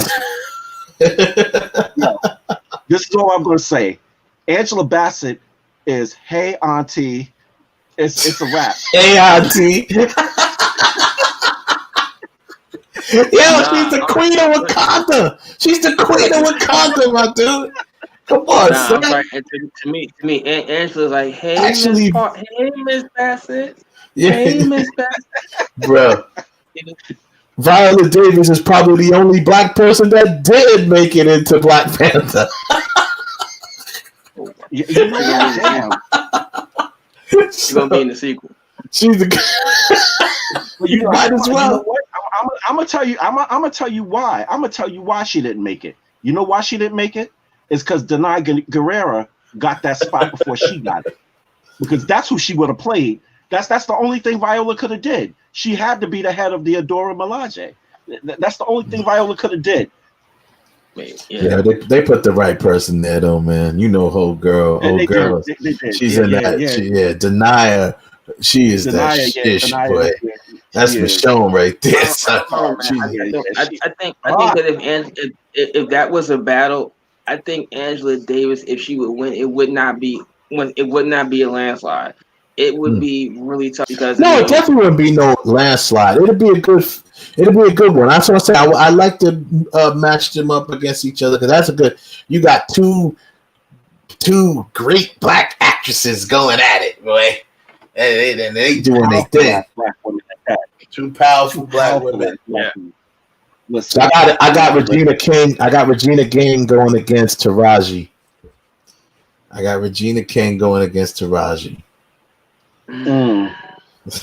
More good stuff. Now the funny thing is Taraji had more leading roles out the gate. Regina King worked her way up to the leading roles. Yeah. You know what I mean? Yeah. She was always a supporting, an extra character at first, and worked her way up to leading lady. So we'll see. We may have to do 10 films with them. You know what I'm saying, and go from there. But we'll go. Let's get to this one. And there's plenty others we can come around to, but we'll get to this one. So. I'm sorry. I just put on HBO and guess what's on right this second. What? What's Love got to do with it? Oh, Mrs. Doubtfire. Okay. Oh wow. Yeah, that's funny. Let's see. What does Maddie said? She said, I like most of the lineups y'all put together, especially the one with Ryan Gosling. Yeah, he's underrated, I think. I think he's kind of underrated as an actor. I don't think he's the greatest actor, though. But I think he's okay. I mean, I got to go back and see. I don't know. You know who else we left out? Maybe we put him against, like, Ethan Hawke. We left Ethan Hawke out of it. Ethan Hawke's another pretty good actor. He got a lot of under his belt. What? Yeah. Ethan Hawke is the like. Bro, we left out. We can't leave out. We can't leave out. My man, Michael Keaton. We gotta have Michael Keaton in there. Michael Keaton got range, my dude. Yeah, maybe he can go. Maybe I don't know. Maybe he can go against. Damn. Listen. If you gonna have Liam Neeson, I would say Liam Neeson against anybody putting him up. What's his name? Mark Wahlberg. Because you know what? If you say Liam Neeson, the only thing I'm gonna say, no, hell no, that's garbage. That's trash. That's trash. Take trash out. Nope. If you say Michael Keaton, anybody you put up, their first 10 films is gonna get slayed by Pacific Heights. Period. Wait, hold up. What if I said Michael Keaton versus Michael Douglas? That'd be a good one. But Douglas, that'd be good. That's interesting. That's interesting. Oh my God! Yeah. I'm gonna write that down. Michael Keaton versus Michael Douglas. Battle of Michaels. Yeah. That'd be good. That'd be good. Michael Douglas got some. That's it. Yeah. Yeah. Michael Douglas. He got some joints. Man. Yeah. So Michael Douglas got a lot of joints in there. Yeah, he do. That you can sit back and like, damn. Yeah. He do. Okay. Yeah. What she say? What's love got to do with it? And before you get going, one last thing before you get going, Wes. Who we left out Holly. We can't leave out 10. No, I didn't leave out Holly. I mean, I have a listed. I'm still trying to match. I put I had like Demi Moore. I had a couple other people that I was kind of matching her with. You know what I mean? But she has a variety of stuff. Yeah. Demi Moore. No. How about Halle Berry versus Cameron Diaz? Maybe Cameron Diaz. No. Cameron Diaz got more rom-coms though. Cameron Diaz should go against like Jennifer Aniston or somebody like that. Yeah. Now that's perfect. That should be it. Jennifer Aniston, Cameron Diaz, because they got their nice share of rom-coms, and Jennifer Aniston is pretty much a rom-com actress. No.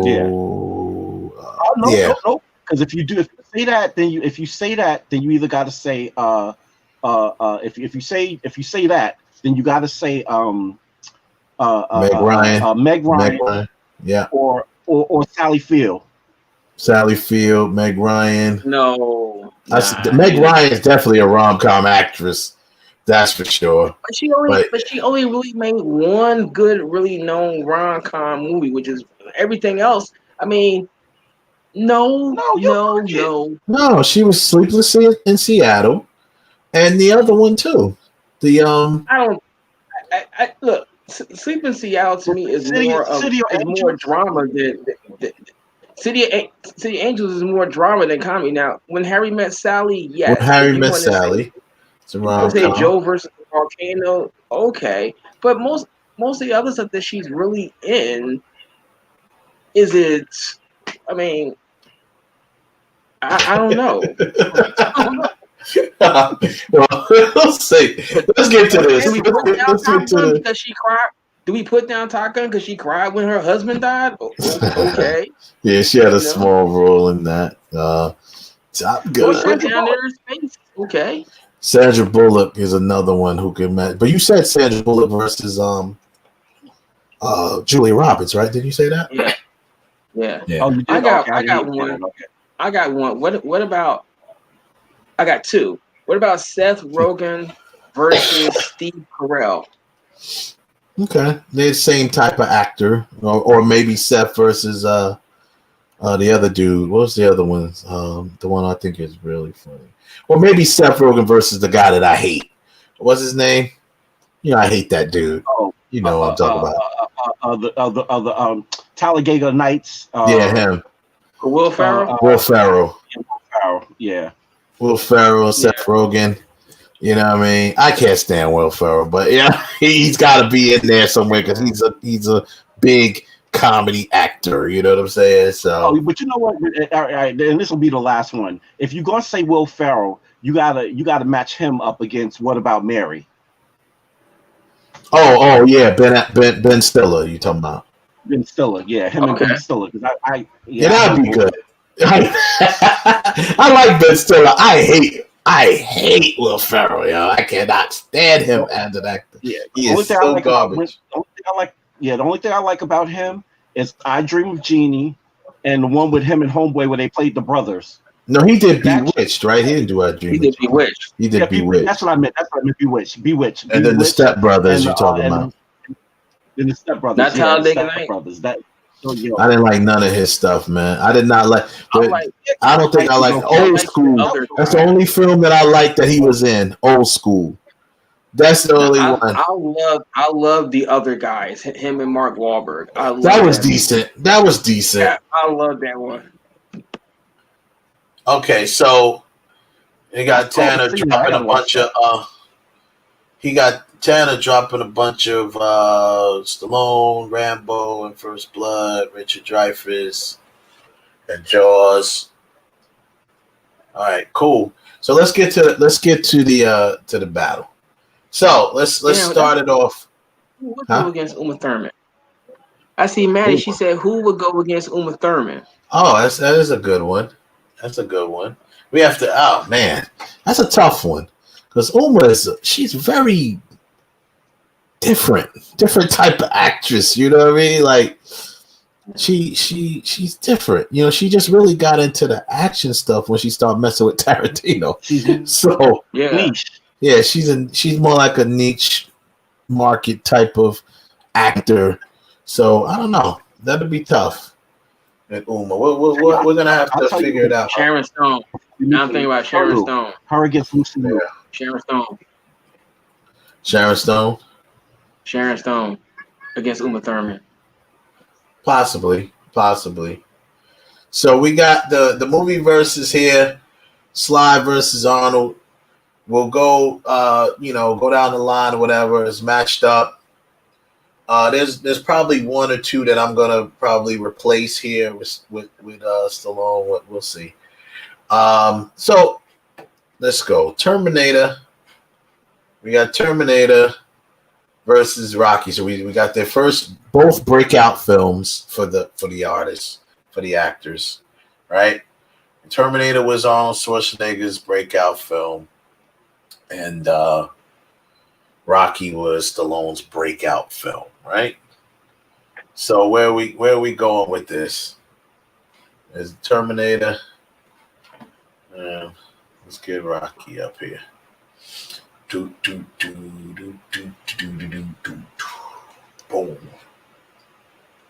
We got Arnold.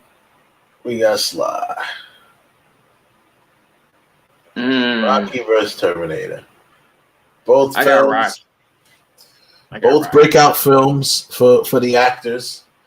So first, you got Rocky. Basically, so remember our criteria: the character, the acting, and the overall film. So that's how you decide which one is the one that you pick. So you pick Rocky.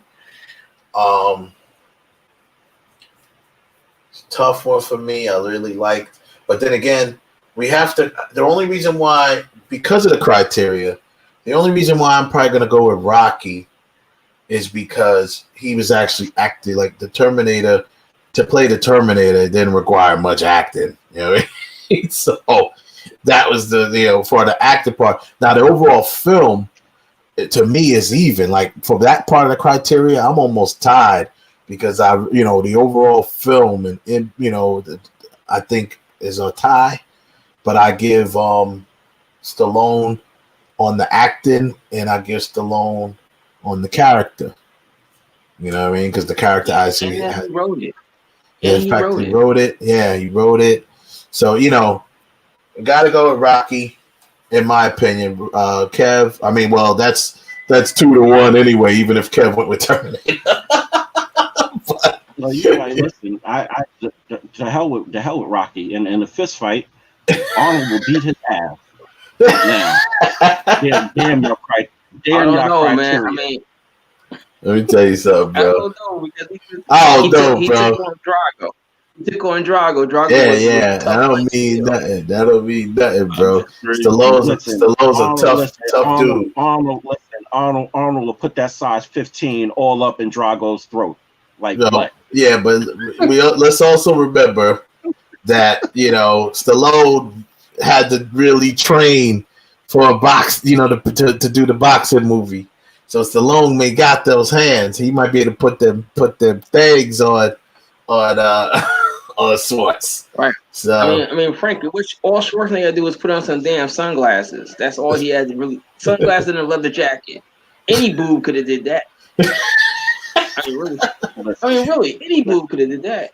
All right, so we got Rocky winning the first round, so that's one. I gotta try to keep score. Good. Yeah, I'm glad this is number 2 because that was gonna be my counter to you, Ralph. I was gonna say he could break out his Conan sword and just chop his damn head off. Oh my god! Look at you in that. So we need to keep score. We need a scorekeeper.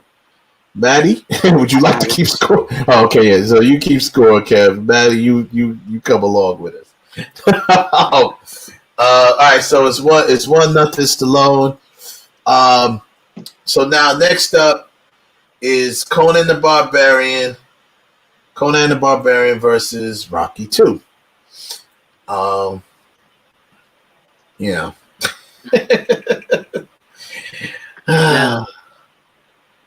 Now, same thing with Sly from Rocky, but now in this one, now he directed it, so he's directing himself. Right. Yeah.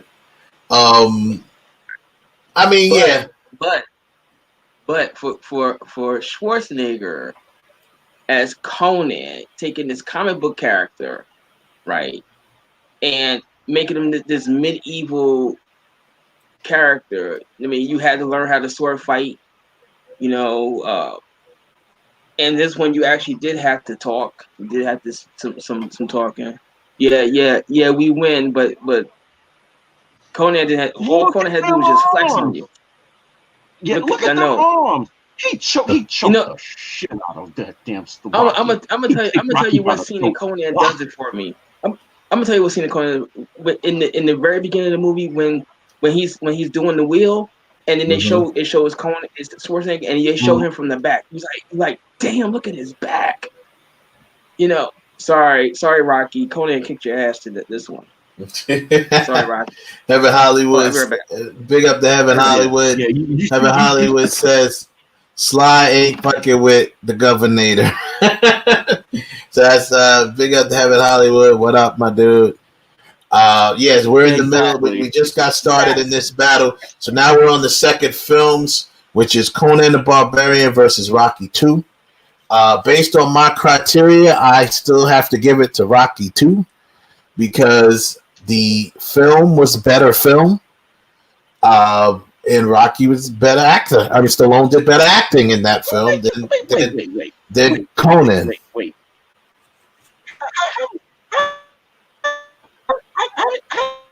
How not get to add into how we only got 3 things for the criteria? Because we need an uneven. Ain't talking about that. What's your criteria again? The criteria is the overall film, right? And that can include impact, film, whatever, box office. You can include all that, but the overall film, the characters, and the acting, because it's really actor versus actor too. You know what I'm saying? So you got to have the acting in there. Who did better in the acting? Who did better, and which character was better? So you can argue that Conan's a better character than Rocky if you want to. You know what I'm saying? People can say that. The overall film. Some people may think, to me, I think based on that, the film is a better film. That was Rocky 2. Is when Rocky won the belt. Like Ralph said, little kudos, little extra kudos. He directed it. If you want to add that in there. Conan was a good film, but I have to say Rocky 2. A sword outbeats a pair of boxing gloves. But they're not fighting each other. That has nothing to do with it. We're not talking about. So if the two characters fought the boxing glove. Yeah, if we were just going by the two characters fighting, yeah, Conan would beat Rocky because he has a sword. But we're not talking about. We're not doing it like our last tournament where we were talking about if the characters fought. We're going. It's really Stallone versus. I think it's Stallone versus Arnold. Well, if we're talking about character, I say fighting is a very good part of that. I say fighting ability is a very good part of that. And you know what? I'm going with Conan. Just because. Yeah, I'm going with Conan too. God damn it. All right, so then Conan, if y'all go both going with Conan, then he wins because I went with Rocky too. So you're gonna go with Conan the Barbarian. Now, like I said, you're going with the movie Conan the Barbarian over Rocky 2. Is that what y'all saying right now? Yeah. Okay, so it's 1-1. Listen, did you not hear what we said? Hold on, let me put some bass. Did you not hear what I said? I said Conan over Rocky. Yeah, so we 1-1. Keep score. Okay, so the next film is Commando versus First Blood. Ooh. Now I did like the character that he John Matrix. I did like that. So it's John Matrix versus John Rambo, character wise. All right, that's Rambo. I did like John Matrix though. His character in that he was a little more. Well, he was more charismatic than Rambo, especially in the first. I mean, he's always been more charismatic than Rambo. John Matrix, his characters most of the time are more charismatic than Stallone. Commando, Rambo, First Blood. I'm gonna go with. I really enjoyed Commando, man. I really enjoyed that film. I think the film had a nice dynamic to it. It was definitely more fun. It was more fun than First Blood to me. True. You know what I'm saying? He had the dynamic of the daughter. It had a little more heart too. Had the daughter being kidnapped. You know what I'm saying? First Blood needed to turn a light on. Yeah, like Zack Snyder, right? They need to turn the lights on. First Blood he was a dope character. Character for character. John Rambo. All right, I'm not going to waste more time on it. I'm going with Commando because I just enjoyed the film more. I think it had a little more heart to it. You had the dynamic of the daughter getting kidnapped, and you had Ray Don Chong's character come into play. More characters were into it. It was more enjoyable to me. Where the hell is she? Where is Ray Don Chong? She just like disappeared. Like she was just in a show. She was in a show. She just did a show. She did a cameo in not a cameo, but she was acting in a TV show. The name will come to me, but she was recently in a show, in a TV show. Yeah. Heaven Hollywood brought up the point that Sly whooping his ass at the box office, though. yeah. Definitely film. So, all right, I'm going with Commando. That. What are y'all going with? You going with Rambo, Ralph? I mean, First Blood. First Blood, Kev. First Blood or Commando? I'm with you. I'm going with Rambo. Okay, so First Blood. So that's not. Wait, which one are you going with? First Blood or Commando? I'm going Commando. Commando. Oh, because you said Rambo, so that's one. All right, so yeah, it's a Commando. All right, so then that's Arnold 2-1. No, I said Commando, not Rambo. 2-1. From here on out, I'm not playing anymore. From here on out, I'm not playing anymore because the rest of this list is bullshit and just wrong. So 2-1 Schwarzenegger. All right. This is some Raw deal.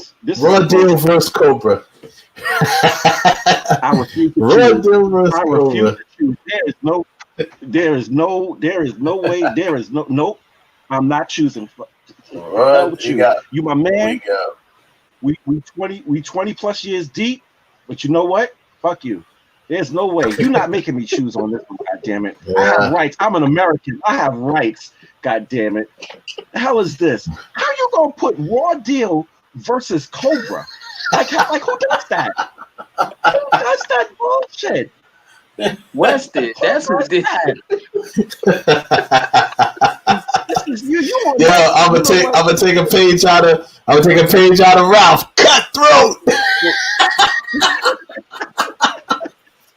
Cutthroat. Gotta choose one, baby. Stallone, and these films came out around the same time too. That's why I put these against each other. Raw Deal. I'm gonna be honest. I'm gonna go with Cobra, if nothing more than the poster. I mean, the poster just looks tough. I used to have that poster in my bedroom. The poster itself just makes it look tough. The movie, not so great, but the poster makes it look tough. Yeah, Valerie said, y'all not counting sales. Yeah, that's part of the overall film. You could count that in with the overall film. Heaven Hollywood is, that's part of, you can keep that into consideration. But yeah, that's definitely in consideration. How good the film did, sale wise, stuff like that. Raw Deal versus Cobra, that's a tough one, man. I'm gonna go with Cobra as well. I think Cobra had the villain. The villain was better. It's a better villain. Yeah. That's why I'm going with Cobra. So Kev, you don't have to choose because we went with Cobra. So there you go. Next up, I believe that's me. So next up is going to be Predator versus Rambo: First Blood Part 2. Damn shame, man. Cutthroat. That's right, baby. This is a tough one. Rambo, First Blood Part 2, right? The whole thing with him going back to Vietnam to make up for what he couldn't do before, and then you throw in the girl who saves him, and then she gets killed. So now he's doubly pissed. The government turned their back on him like the first one. But then I go to Predator. Right? And I've been thinking about since you posted. When Predator first came out, I did not like it. I thought it was a dumbass movie. But over these 20 plus years of me constantly looking at it, I've come to appreciate it. That it's really damn good. And my biggest gripe with Predator was when every time the Predator shot somebody, the person died. He shoots Schwarzenegger, all he gets is a scratch. Right? And he still... But the Predator kicked his ass. Sorry, if you didn't have that long, the Predator would have killed you. He's like, the Predator was just toying with you. Yeah. Oh, man. For that, I'm reluctantly give the nod to Predator. I'm giving the nod to Predator. Okay. Hatch. I love that you brought everything up about Rambo. We lost Kev. It looks like he'll be calling back. The Rambo film, I'm pretty sure in the box office it did better than Predator.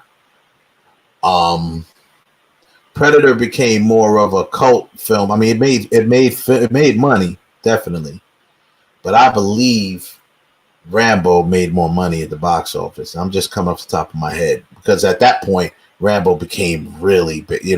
First Blood did so well, and Rambo was just such a big movie. So Rambo definitely did better at the box office a little bit. I don't know if it was a landslide. I'm gonna bring up the box office numbers and I I remember that year, like First Blood 2 was the second highest grossing movie of the year, right after Back to the Future. Yeah. So you know that Rambo pretty much did more money at the box office than Predator. So overall film, Rambo. And then you got to go character. So you got Dutch. What was his name? Dutch something. Well, you got. I'm about to say Dutch Schultz, but Dutch. Just Dutch. I don't really had a last name. Dutch versus, as we go, Kev's back in, good. Versus John Rambo again. Predator had the more dynamic with the. I think Predator was a more unique story, though. Yeah. You know what I'm saying? It was a more unique story than Rambo, in my opinion. That was so I'm going with Predator. Damn. That's a tough one, but I'm going to go with Predator. Rambo was the bigger film. We know that. Maybe overall people will say Rambo's the better film. But I don't know. I think Predator was more unique with the film. The characters were pretty good. It just, had Stallone's character was a pretty good character with the corny one-liners. Once again, he's more charismatic, a little more entertaining. Rambo, yeah. Kev, what do you got?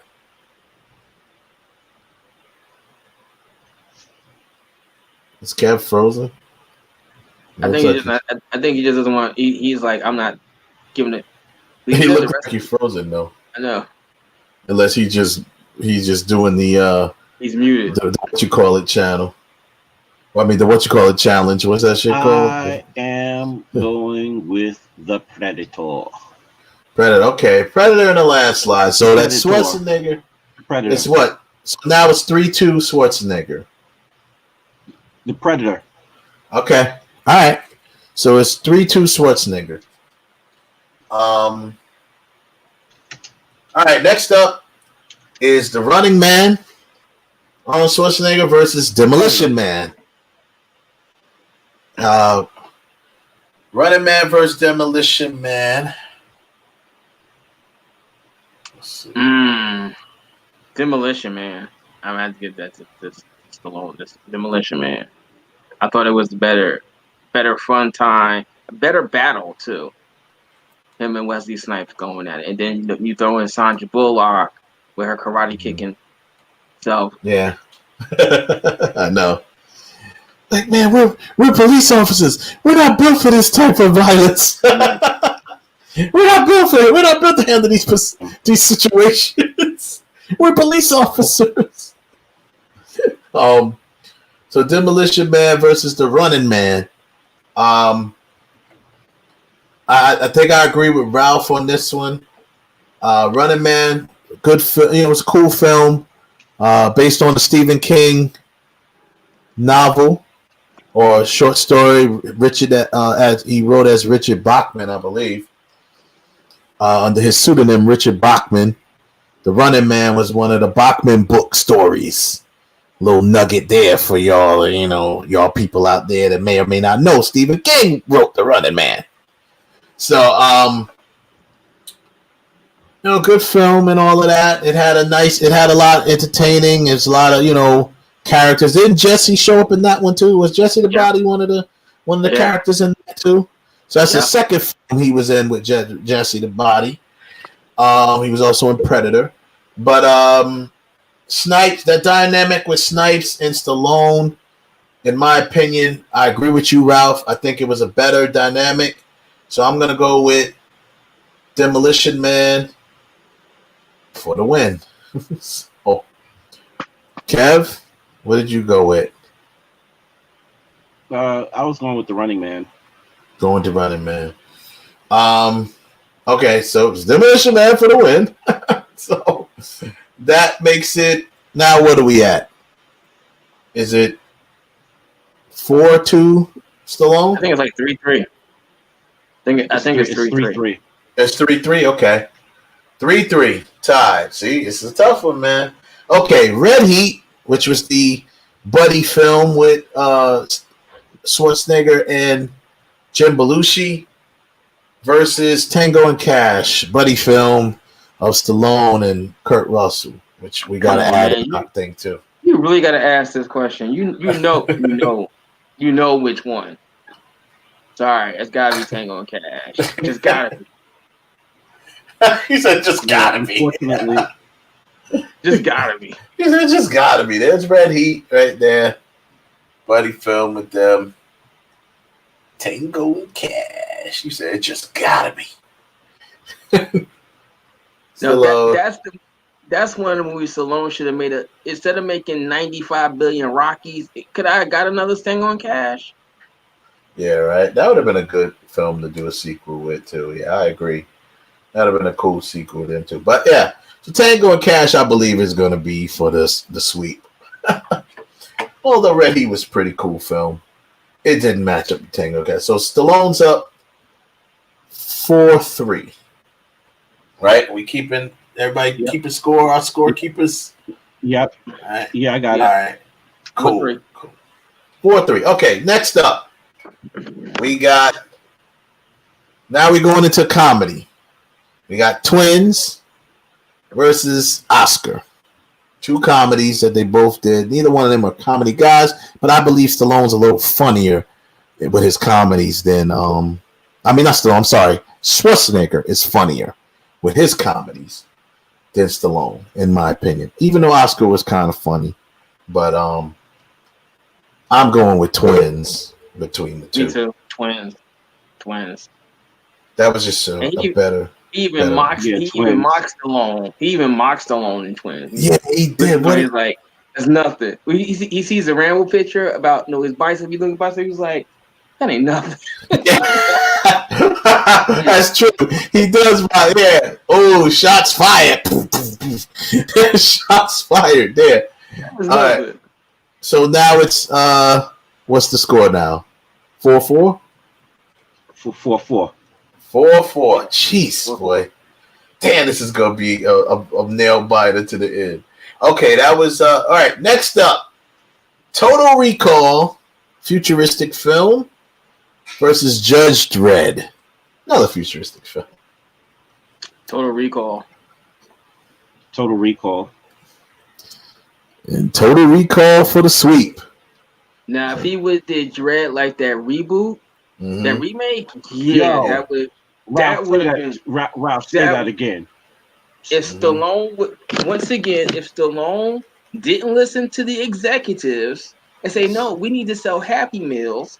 He did Judge Dredd like how Dredd was. Yeah. Oh yeah. Yeah. Oh yeah. Okay, so next one.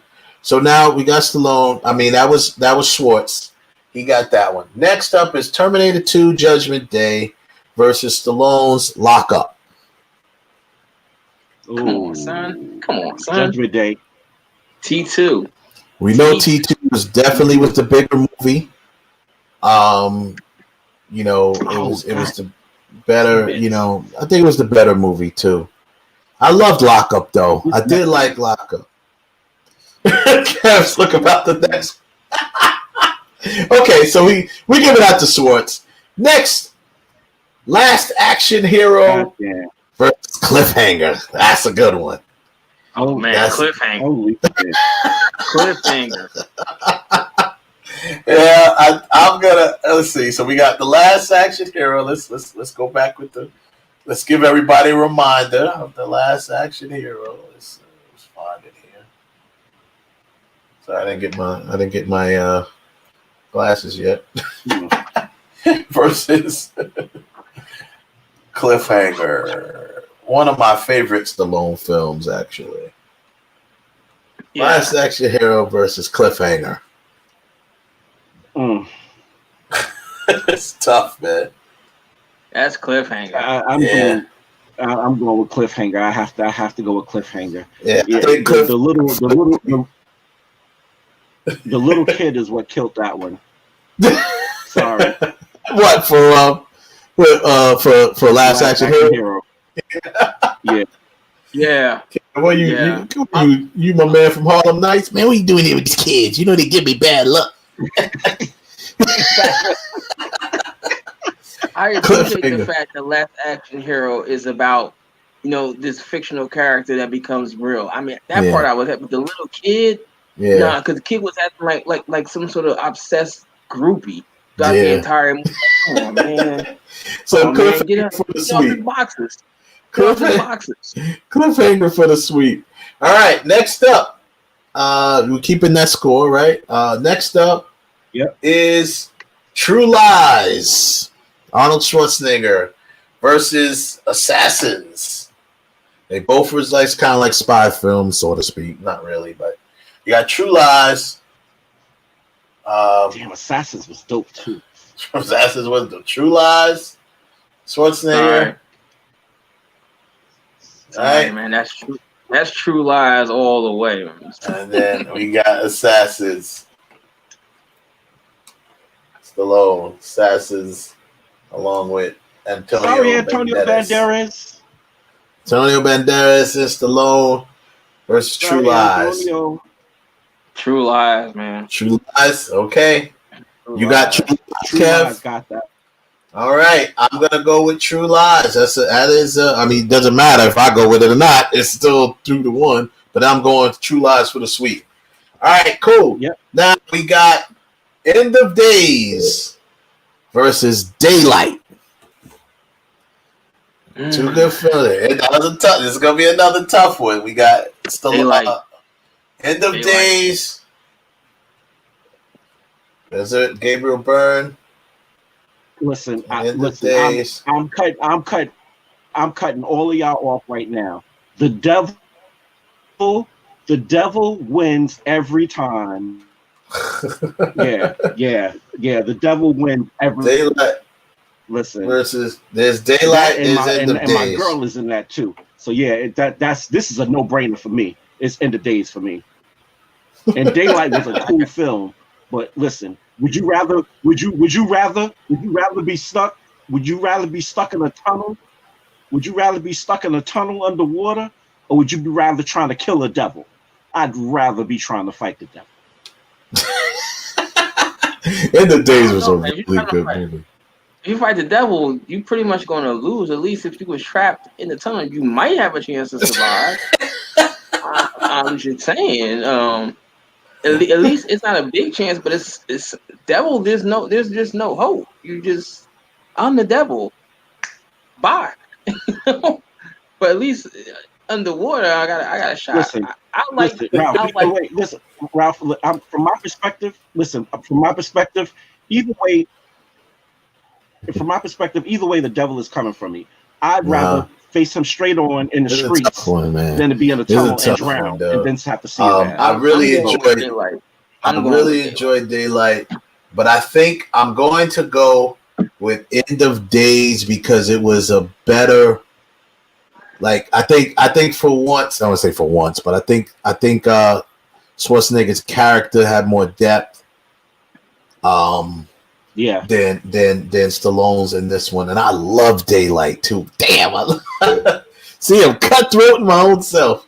But I'm gonna go with End of Day because I'm gonna be honest with you. I just from popping this pitch up when I was grabbing pictures and stuff like that, not really paying attention. Just from popping this pitch up, Gabriel Byrne killed that role.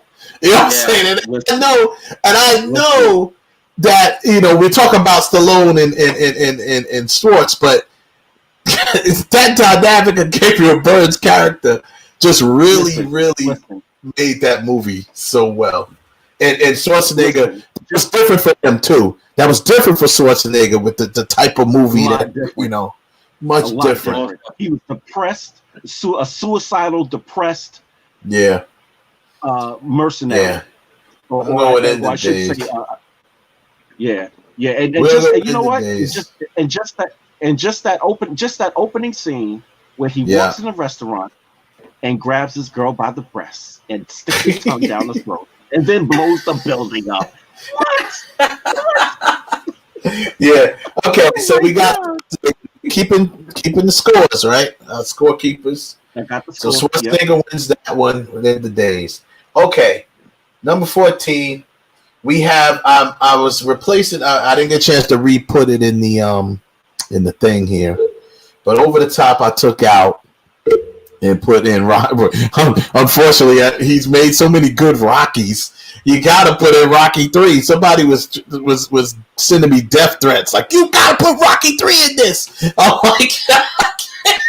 like, okay, I'll take out Over the Top and I'll put Rocky. I'll insert Rocky 3. So we're going to have. You just saved Stallone. He's about to take another L. That's messed up. He's about to take another. Yeah, it really was. I mean, I could say 3. I really would put Rocky 4 quicker than Rocky 3. Not me. But I put Rocky 3. I mean, Rocky 3 was the film, because remember, that was the first time. I think Rocky 3 had more. I mean, Rocky 4 was definitely bigger film too. You know what I'm saying? But Rocky 3 had that dynamic of him, losing for the first time, losing his belt after he's been winning, finding out that Mickey was carrying him. Mickey died. He grew his friendship with Apollo. I mean, that was a lot of dynamics that happened in Rocky 3. You know what I mean? Here's the thing that seals the deal for Rocky 3. Mr. T's character alone, bro, was just ridiculous. Hey woman, since your old man ain't got no heart. Bring your pretty yourself over here. You're a real man. Bring your pretty yourself to my apartment tonight, and I'll show you a real man. That's the first time anyone has ever got under Rocky's skin, because Rocky was he was cool with it. He never let things roll off of him. Yeah, you know how he talked. Well, he used to always make things, even when Apollo, as much as Apollo was digging into him in those films, as much as Apollo was digging into him, in them films, and with all of the sarcasm, making him, basically calling him a dummy, he was never let Apollo get under his skin. The only time that I've ever seen Rocky let another boxer get under his skin was Mr. T. When he said, because he was the only one who had the balls to come at Adrian. So, I don't know. He hit a soft spot there, boy. Evan Hollywood said, the greatest villain in sports movie history, Mr. T. Wow. Oh shit. That is funny. Greatest, but yo, he was, man. That dude, everything, he had something for everything. Yeah, I think I'm gonna step down and retire. Getting out while you can. Don't get his sucking those steps. Give him guts. Come on, son. He had something for everything. And then when he came out, bow boy, you finished, you threw, you washed up. He said, yo.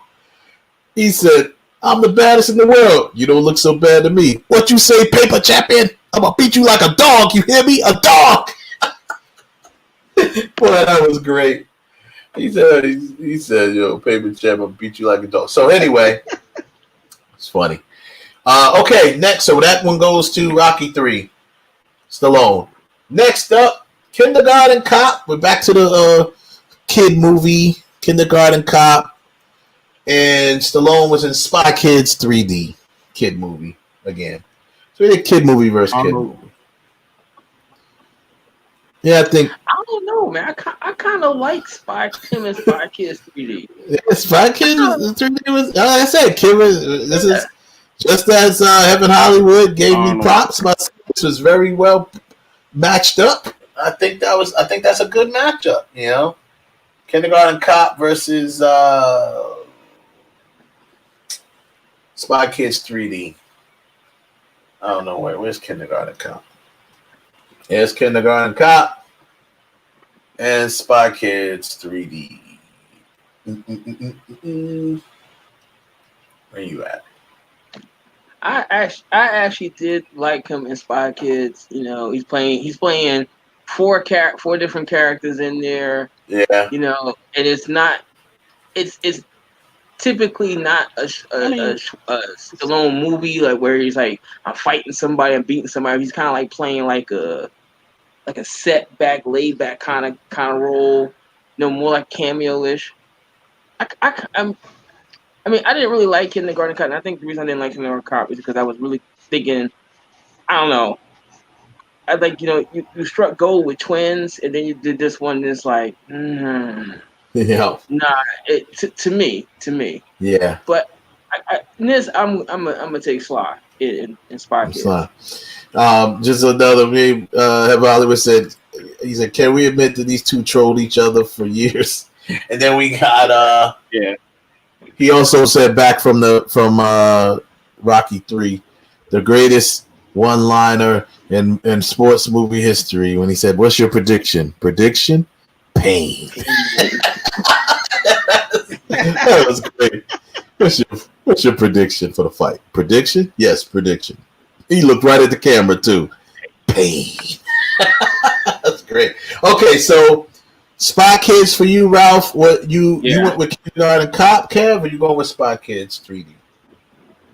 I'm going with Kindergarten Cop. Kindergarten Cop. You know what? No. You know what?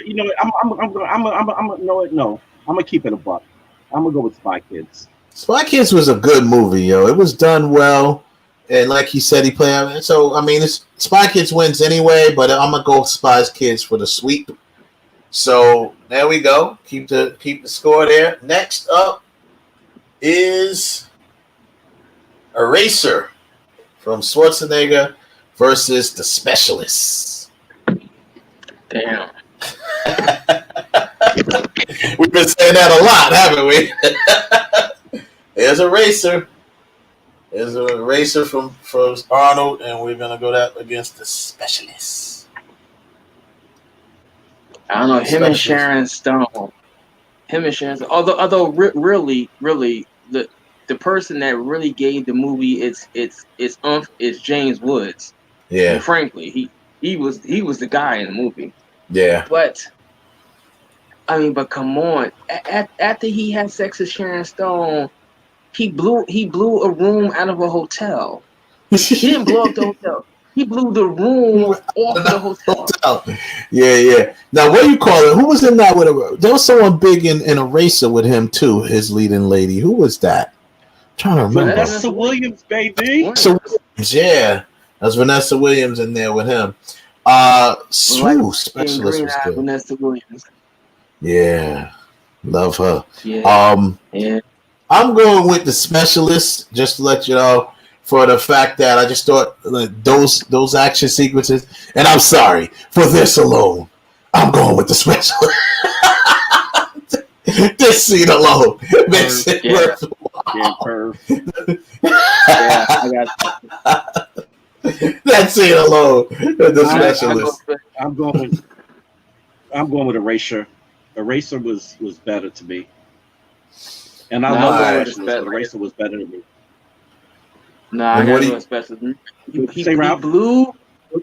I gotta go with the Specialist. He, after having sex with her, he blew the room off of the hotel. He just blew it, like not the hotel. He blew the room off the hotel. Sorry, gotta be. He just blew the room, not the hotel. Just blew the room off the. Just a little note. A little note. The box office. Just throwing that out there.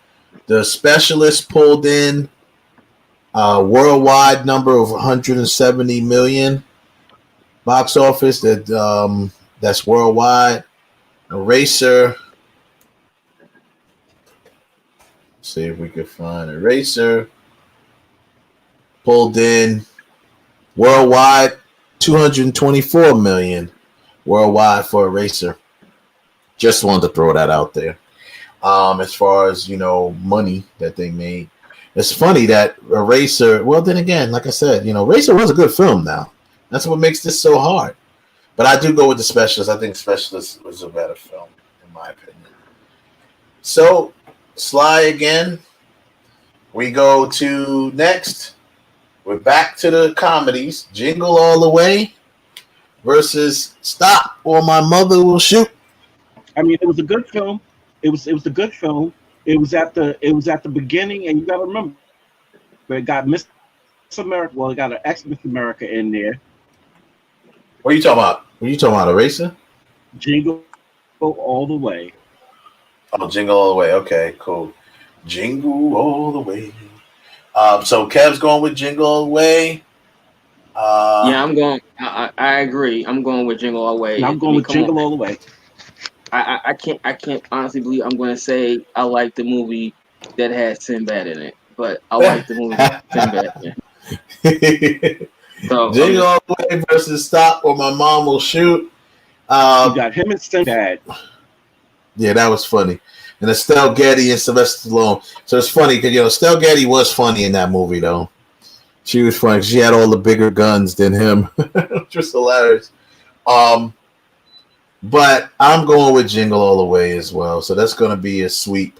So Schwartz gets that one. Arnold for the sweep. Now, Collateral Damage. Schwarzenegger versus Copland. Stallone. Collateral Damage. This is going to be a tough one. Collateral Damage. Right there. Versus Copland. Stallone. Of course, he had other big stars in it as well. He had De Niro, Keitel. A lot of people was in that. I like Stallone's character in that. I think he had more depth in the character with the, with him being deaf and stuff like that. Very good character depth in that one.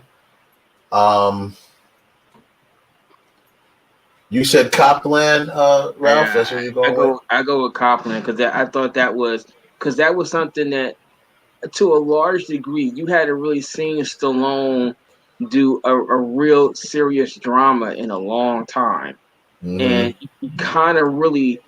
You're right with the supporting cast. I mean, for a minute there, he was holding his own against De Niro. He really truly was. Right.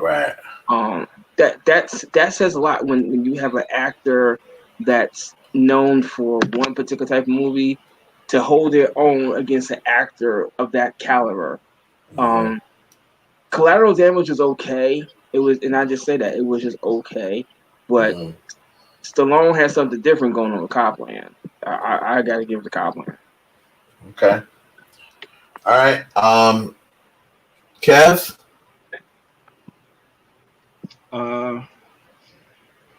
Yeah, Copland was gritty. It was dark.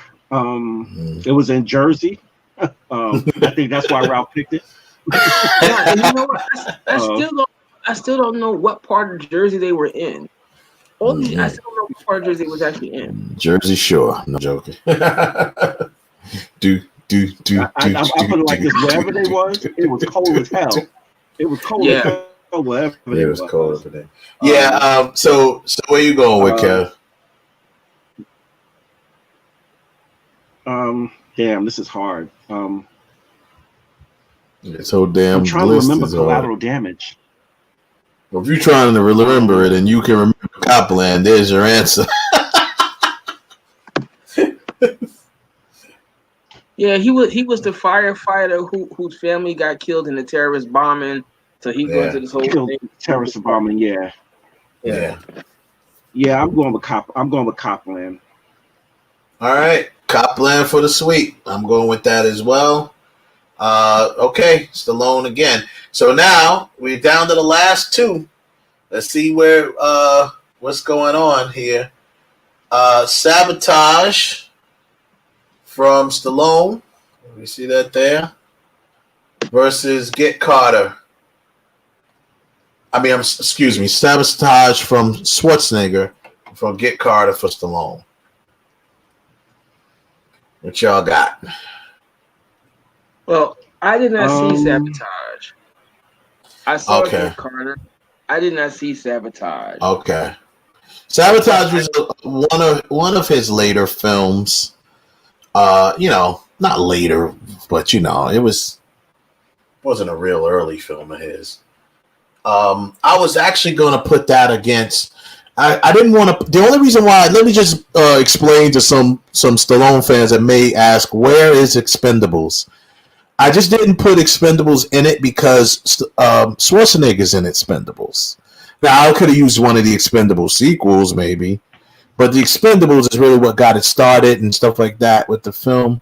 So being that I left out films because later in their careers, Stallone and Schwarzenegger buried the proverbial hatchet from each other, and they actually became really good friends, and they started being in films together.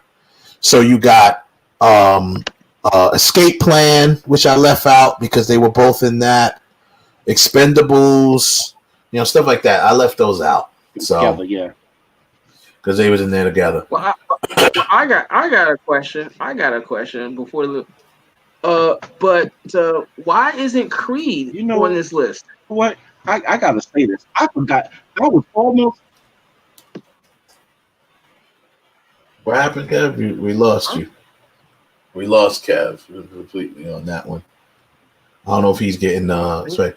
Heaven Hollywood said Sabotage 22.1 million US, Carter 9.4 million US in the box office.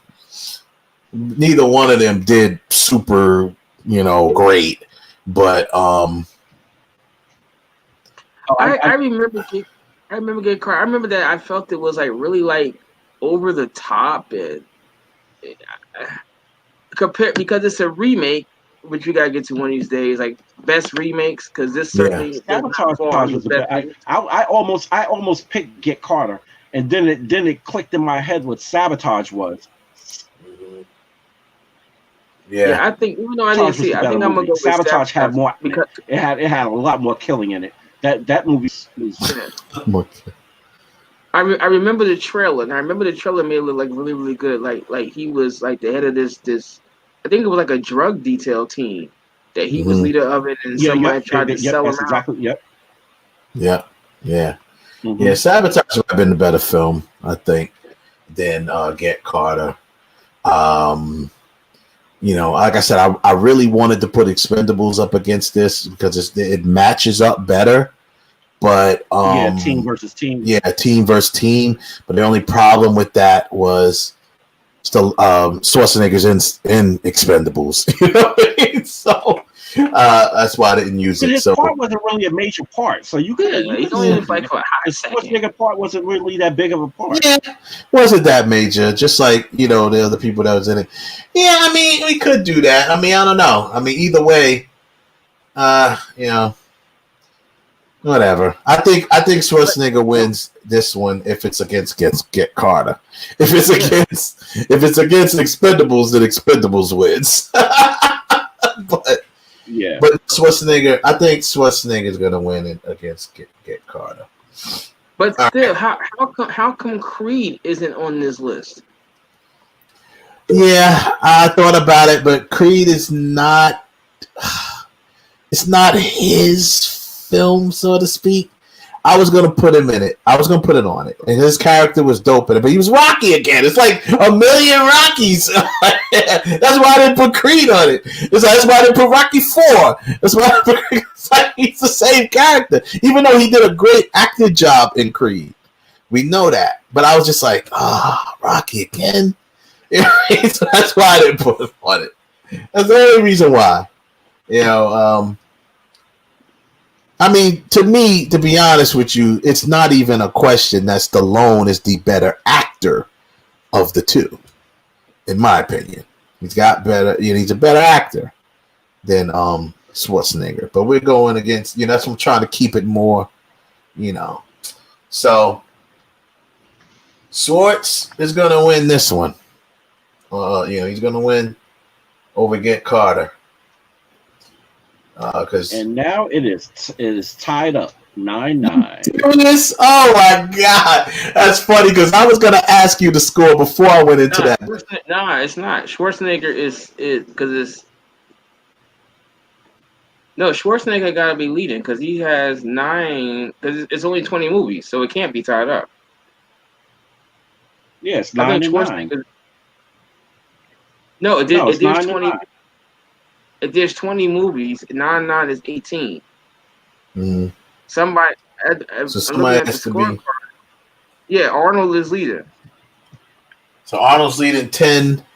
9. Okay. Yeah. So we have. Oh yeah, because I was missing Jingle All the Way. Yep, that's what I was missing. Jingle All the Way. Okay. So, yeah, Ralph. Right. So the last film matchup is Schwarzenegger, the Sixth Day, right? We got. Let me find. Do I have that film here? The Sixth Day.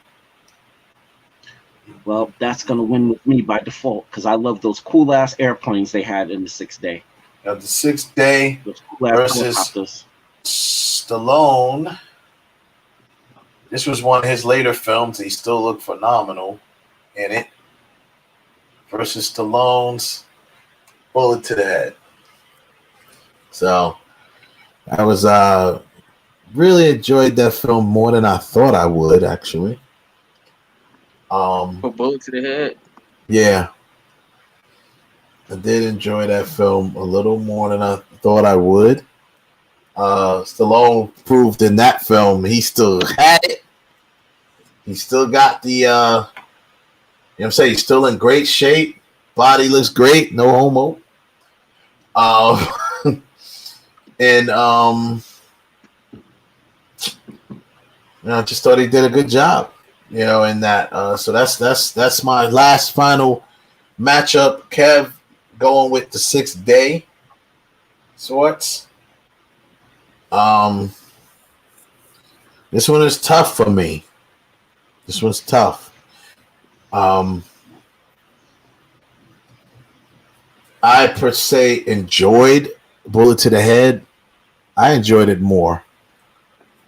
God forbid I would not enjoy a bullet to the head, but the film Bullet to the Head I did enjoy.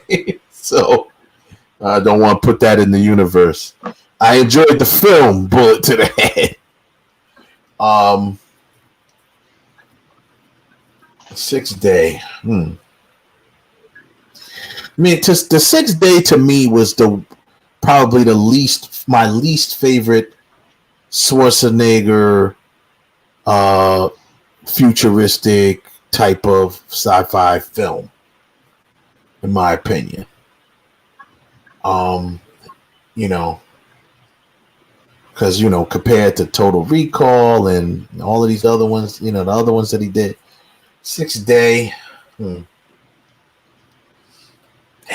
So what do you got, Ralph? What do you think? I think I'm going with bullet to the head. I think I'm going with bullet to the head. I think I don't really like either of them, all that stuff, but I think if I were to choose, it probably would be bullet to the head, because Stallone did have a couple of action sequences in there which I was good, That's and really specifically good. him and the cop, the dynamic between him and the cop that kind of like when he wrote, he says you got to the time to finish this bottle. Tell me what you want. Yeah. I was like halfway going. Oh man! All right, so bullet to the head wins. So now that makes it a deadlock, 10-10. Why did I know this was going to happen? So now we got to do a tiebreaker film. Should we do a film that they were in together, like Escape Plan? Oh. So maybe do a film that they were in together to break the tie. No, that movie was trash. I'm just saying, well, they weren't in a lot of films together. Only films they were in together was Escape Plan, Expendables. Like you said, he didn't have a big role in Expendables, so we just have to go with. We got to go with a different tiebreaker. So how do we do the tiebreaker then? Should we go tiebreaker? Who made more money at the box office? Or any ideas for tiebreaker ideas? I think that one. I think you would have to say that's probably Stallone. If you look at all his movies, probably Stallone. That's it's Stallone's favorite. Yep, it's Stallone's favorite. That's the tiebreaker. Who made more money at the box office? Yeah. Okay. Also, Stallone's favorite two Oscar nominations. Right. Gotta give. The box office? Huh? Kev, I think you lagged behind or something like that because you keep coming over. So let me just see here. Let's go box office. Well, let's run the numbers. Let's say it's be for sure. All right. Sly Stallone box office. All right. Sylvester Stallone box office by the numbers here. Let's see. If we go box office mojo, Stallone, let's see if we can see anything in here. Anybody else? Okay. As an actor, what is this? Worldwide? Are we going worldwide box office numbers as an actor? That is $3 billion. If he had $3 billion and some change, it looks like $3.9 billion total box office numbers as an actor. Right. So now let's run Arnold. 3.9 billion for him.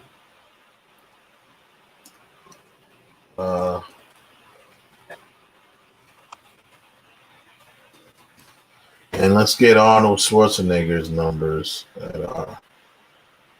as an actor. Let's see.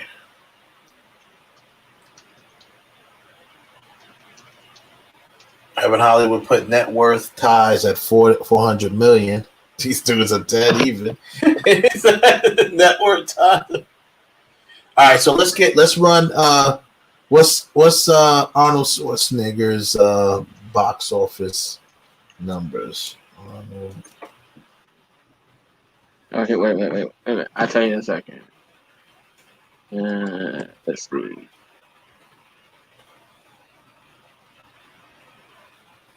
All right. So Schwarzenegger. Okay. Oh, they're only showing exclusively on IMDb Pro. They won't even. They're not showing it on Box Office Mojo no more, huh? No, which is weird. No. Wait a minute. Give me a second. Because IMDb brought Box Office Mojo. So now you can't even see it anymore. That's garbage. Can't stand that. That's stupid. That's real stupid. But anyway, Oh wait, hold on. Oh, never mind. All right, Arnold Yeah, this is- Schwarzenegger, right? His movies, he has 44 movies, and he has grossed, I think this is domestic, $5.4 billion.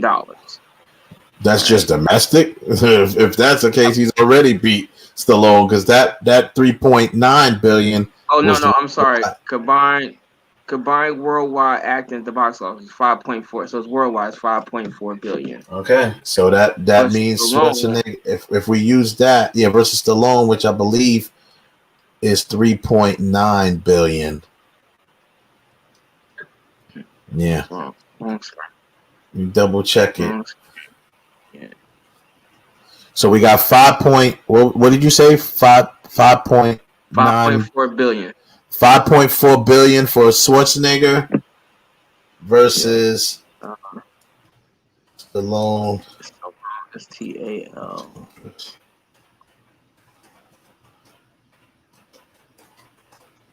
And Stallone's box office numbers. Stallone is 64 movies. His is $6.3 billion. Oh, 64. Okay, 64 movies. Okay, I was 64 movies. 6.3 billion is what he's done. 6.3 billion on 64 movies. Right. Okay, so it looks like the winner is going to be Sylvester Stallone by tiebreaker. Wow, that's crazy. Like you said, Heaven Hollywood had put up their net worth is tied at 400 million. So that was even another tie. So it looks like based on the tiebreaker of lifetime box office numbers, Sylvester Stallone wins at, what was the number again, Ralph? 6.9? 6.4. No, 6.4 billion. Versus 5.4 billion. So he beat him by a whole billion. There you go. That's a lot of money. Yeah, that is a lot of money. So he beat him by $1 billion. So there you go. The winner of the first episode of the movie Versus by tiebreaker, Sylvester Stallone. So I gotta get my I could have hit it over it.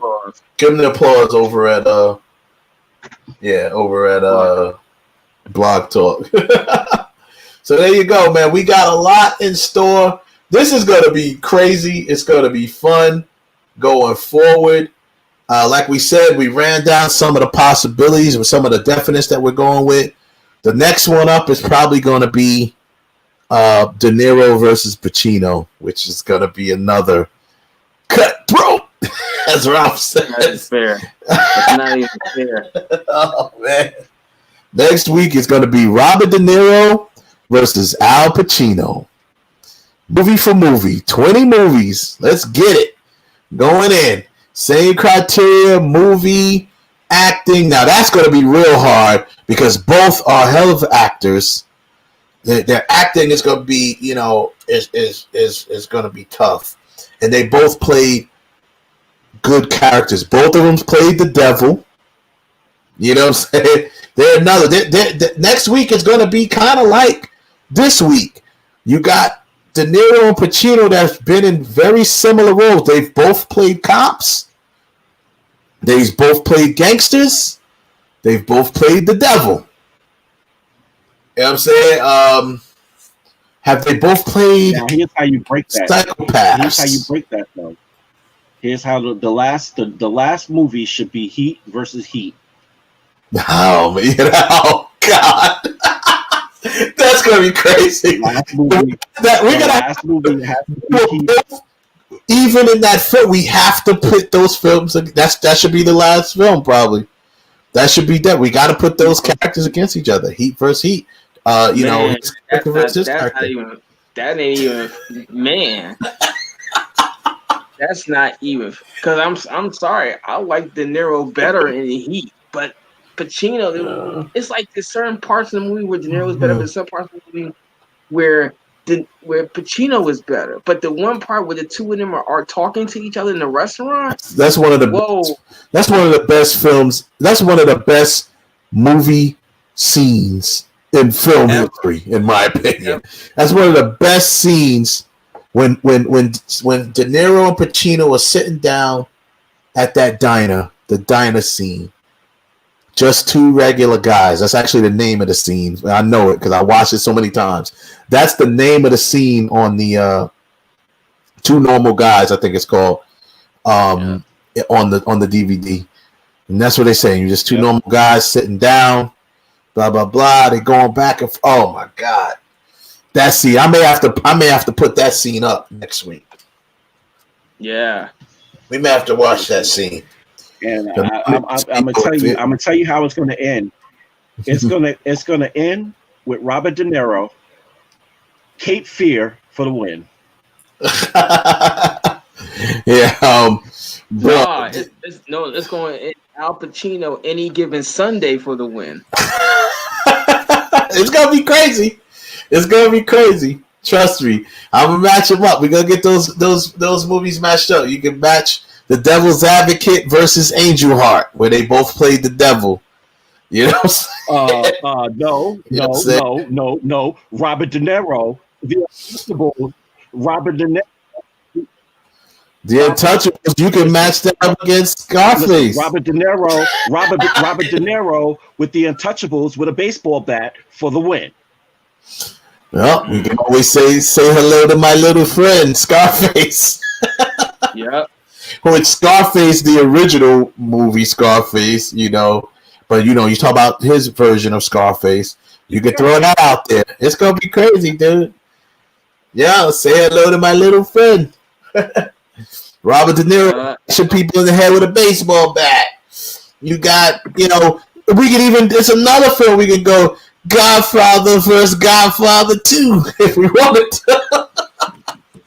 Another film that they were in together, and you could actually pit them against each other because they were playing two different timelines. De Niro was playing young Vito Corleone, and Michael was playing. Was playing Michael Corleone. So you got young Vito Corleone versus Michael Corleone. Yeah. I'm saying Al Pacino for the win and Glenn Ross. Serpico. That was another dope one. Serpico. Dog Day Afternoon. He was kind of crazy in that. So that's what I'm saying, man. It's gonna be. Oh man, Carlito's Way. Oh my god.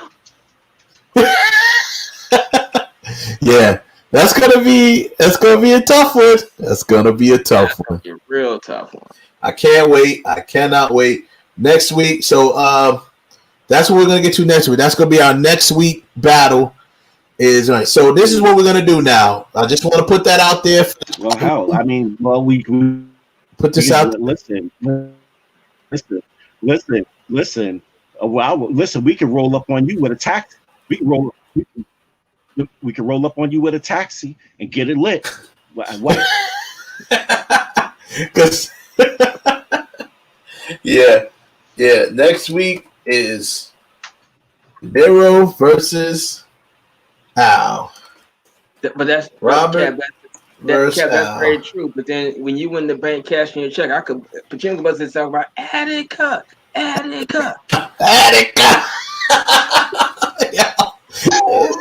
It's gonna be crazy, Ray. It's gonna be crazy. That's what's up. Let's see. What do you say here? That's like Nas Come and Get Me versus Jay-Z Come and Get Me. Yeah, right? They both have the same song. That's dope. Yeah, man. I'm telling you, this is gonna be a good one. It's gonna be tough. Al Pacino versus Robert De Niro. We'll get into that next week. What I want to do is we're gonna put that out there too. We'll start it next week. We're gonna start. If you can guess, and we'll put this out there on the website so people can get involved.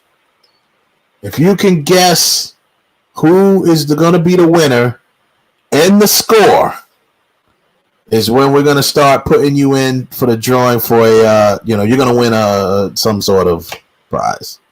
We can do a giveaway. Gift card. I don't know what it's going to be. It might be like I thought Kev said, a gift card to the Wiz. Like, the Wiz don't even exist no more. So, you're going to win it.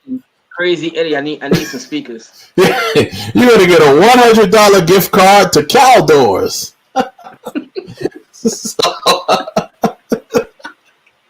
Anyway, we're going to put a gift card. You're going to win a gift card next week. If whoever could predict the score and the winner, or at least who's closest to the score. We're doing it like the football picks, right?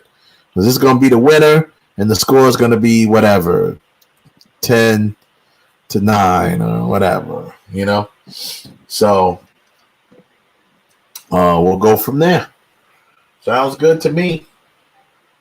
Big up to heavy hitters. Bigger to the heavy hitters that came through. Why are we repeating like that? And of course, having Hollywood, big bro. Thank you for coming through and checking us out. We're gonna end the show on the live. We're going to wrap up over at Blog Talk in a few seconds. And like I said, y'all come back next week with us. Let me end the screen share here. Next week, you guys, come on back with us for the new Ralph, I think you got come on back with us for our new movie versus. I think this turned out good. This was a good start. Thank you. Maddie said that was a good one. She said that was a good one tonight. Appreciate you. Thank you very much. Night, Maddie. Good night, Maddie. We appreciate you coming through, holding it down in the chat room. Definitely shout out to my brother, Heaven Hollywood. Appreciate you, bro, coming through and being involved in the chat room. And we'll see y'all next week back here. Actually, next week we may not do. Should we do it? We may not do it next week because next week we have a special show. We may do it the week after because next week we're actually doing our show that's going to be focused on what Joni Smollett was talking about, sexual harassment on set. So we have 3 guests. We got 3 special guests next week, which will be actress Diana Durango, who was on with us the last week, because she wants to retell her story, which we did catch a little bit of the story when we did the sex scene show. She's going to talk about that, where she actually experienced sexual harassment from a female director on set. Something that doesn't happen, you don't hear about often. I don't know if it doesn't happen often. A female director on set was sexual harassed her. We also going to have actress Alexandra Vino is going to join us as well. She's going to talk about some stuff. And we're also going to have actress and podcast host Jen Garcia is going to join us as well. So we'll have 3 people come in and we're going to get some talking about that. Talk about this topic, very heavy topic. And we want to really, want everybody to really zone in for that one. That's going to be a heavy one, but it needs to be talked about. It needs to be addressed. We're going to address it. Wes, I wanted to ask a question about last week's show before we actually got the air. It was something that the young lady mentioned when she was telling her story about how she felt the guy was unprofessional because he had an erection while they were doing their sex scene. Okay, that was Yeltsin. Yep. Okay. Yeah. Yeah, I really wanted to ask, why was that unprofessional? Because I've been thinking about it for a week now, right? And you're kind of sort of saying he's unprofessional because he's doing a sex scene and he got erect. Mm-hmm. And I don't understand how just that part alone, why that part is unprofessional. I think if I'm unprofessional, if he would have said, this is happening, I need you to take care of it. Yes, that's something different. Right. But just the fact that his normal bodily function, because the body doesn't know that he's acting or he's having sex in real life. So that happened. Yeah. Because I would take it in reverse and say, for that young actress that said that, every single time that you've done a scene, have you never flubbed your line? Have you always every time the camera's on, you've always done your line correctly? You've never had a second reshoot? Because if you were doing that with a seasoned professional, then that professional could sit there and say that you're unprofessional because you're not prepared. You're not ready. Right. So I don't understand the correlation. I'll have to double check with her, but I think what she was more so talking about was the fact that, remember, she said that the actor had to stop the scene, like he couldn't continue the scene at the moment. I think he had to take a break or something like that because he was erect. So it was I think it was more so. I think she was more so like, because remember, she kept pointing out that she was hungry, aggravated, and it prolonged the scene because he was erect. He couldn't keep it together. You know what I mean? I don't think because of the erection part. I don't know. I'll have to ask her to clarify that. Yeah, because I really was going over that, and I'm thinking about when we were talking about our favorite sex scenes, and I would constantly think that the gentleman not getting erect would kind of like lead to bad chemistry because you're selling this, and if he's not, then how is the audience going to partake the fact? Even though the audience largely is not going to see it. They won't see him erect or not. It all depends, I guess, on the person. Now, granted, that was her first sex scene ever. She didn't do many. She didn't do any until that. So, but I think it was the experience altogether, from what I remember her saying, because of him. Kind of like, I guess he got embarrassed because he did get erect and had to kind of stop the scene or whatever and stuff like that. And I think that's what she meant by him being unprofessional. But I'll double check with her. Yeah, that'd be a different story. But I will double check with her if she just said he got erect and that was unprofessional. But I will. I think that. We'll see. I'll double check with that, but I believe she meant that they did the love scene, they did the sex scene. He got erect and wanted to like yell, "Time out, cut!" Like that type of deal. So Maddie was probably like, she thought she was going. She thought we were signing on. She's like, "What? Wait, what?" She's like, "Good night." Then she said, "What?" Yeah, that was I don't know if you was with us last week, Matty. We did a whole episode on sex scenes, and we had some actors on talking about and directors on talking about sex scenes, and how to shoot them. We broke it down on how to shoot them, and that was one of the remarks that she made. One of our actresses we had on, Yesenia, who's actually one of the actors that we have in Groupie, our new series that's going to be coming soon. And she said that was her first sex scene that she did on this other thing, and the dude got hard, and he basically tried to say, "Wait, time out." So, anywho, but this week, Maddie, I don't know if you heard my announcement. This week we're probably not going to do the verses because we have a special show that we're going to talk about. Sexual harassment on set, in the film, in television, or whatever, because we have Journey Smollett, who made she said she made a statement saying that She cannot remember all the way back to when she was 12 years old. She can't remember a time that she wasn't sexually harassed at some point during a film or something that she worked, or a show that she worked on, up until now, in her most recent show. And she said that. So because of that, we're going to talk about that, and we got 3 actors coming through.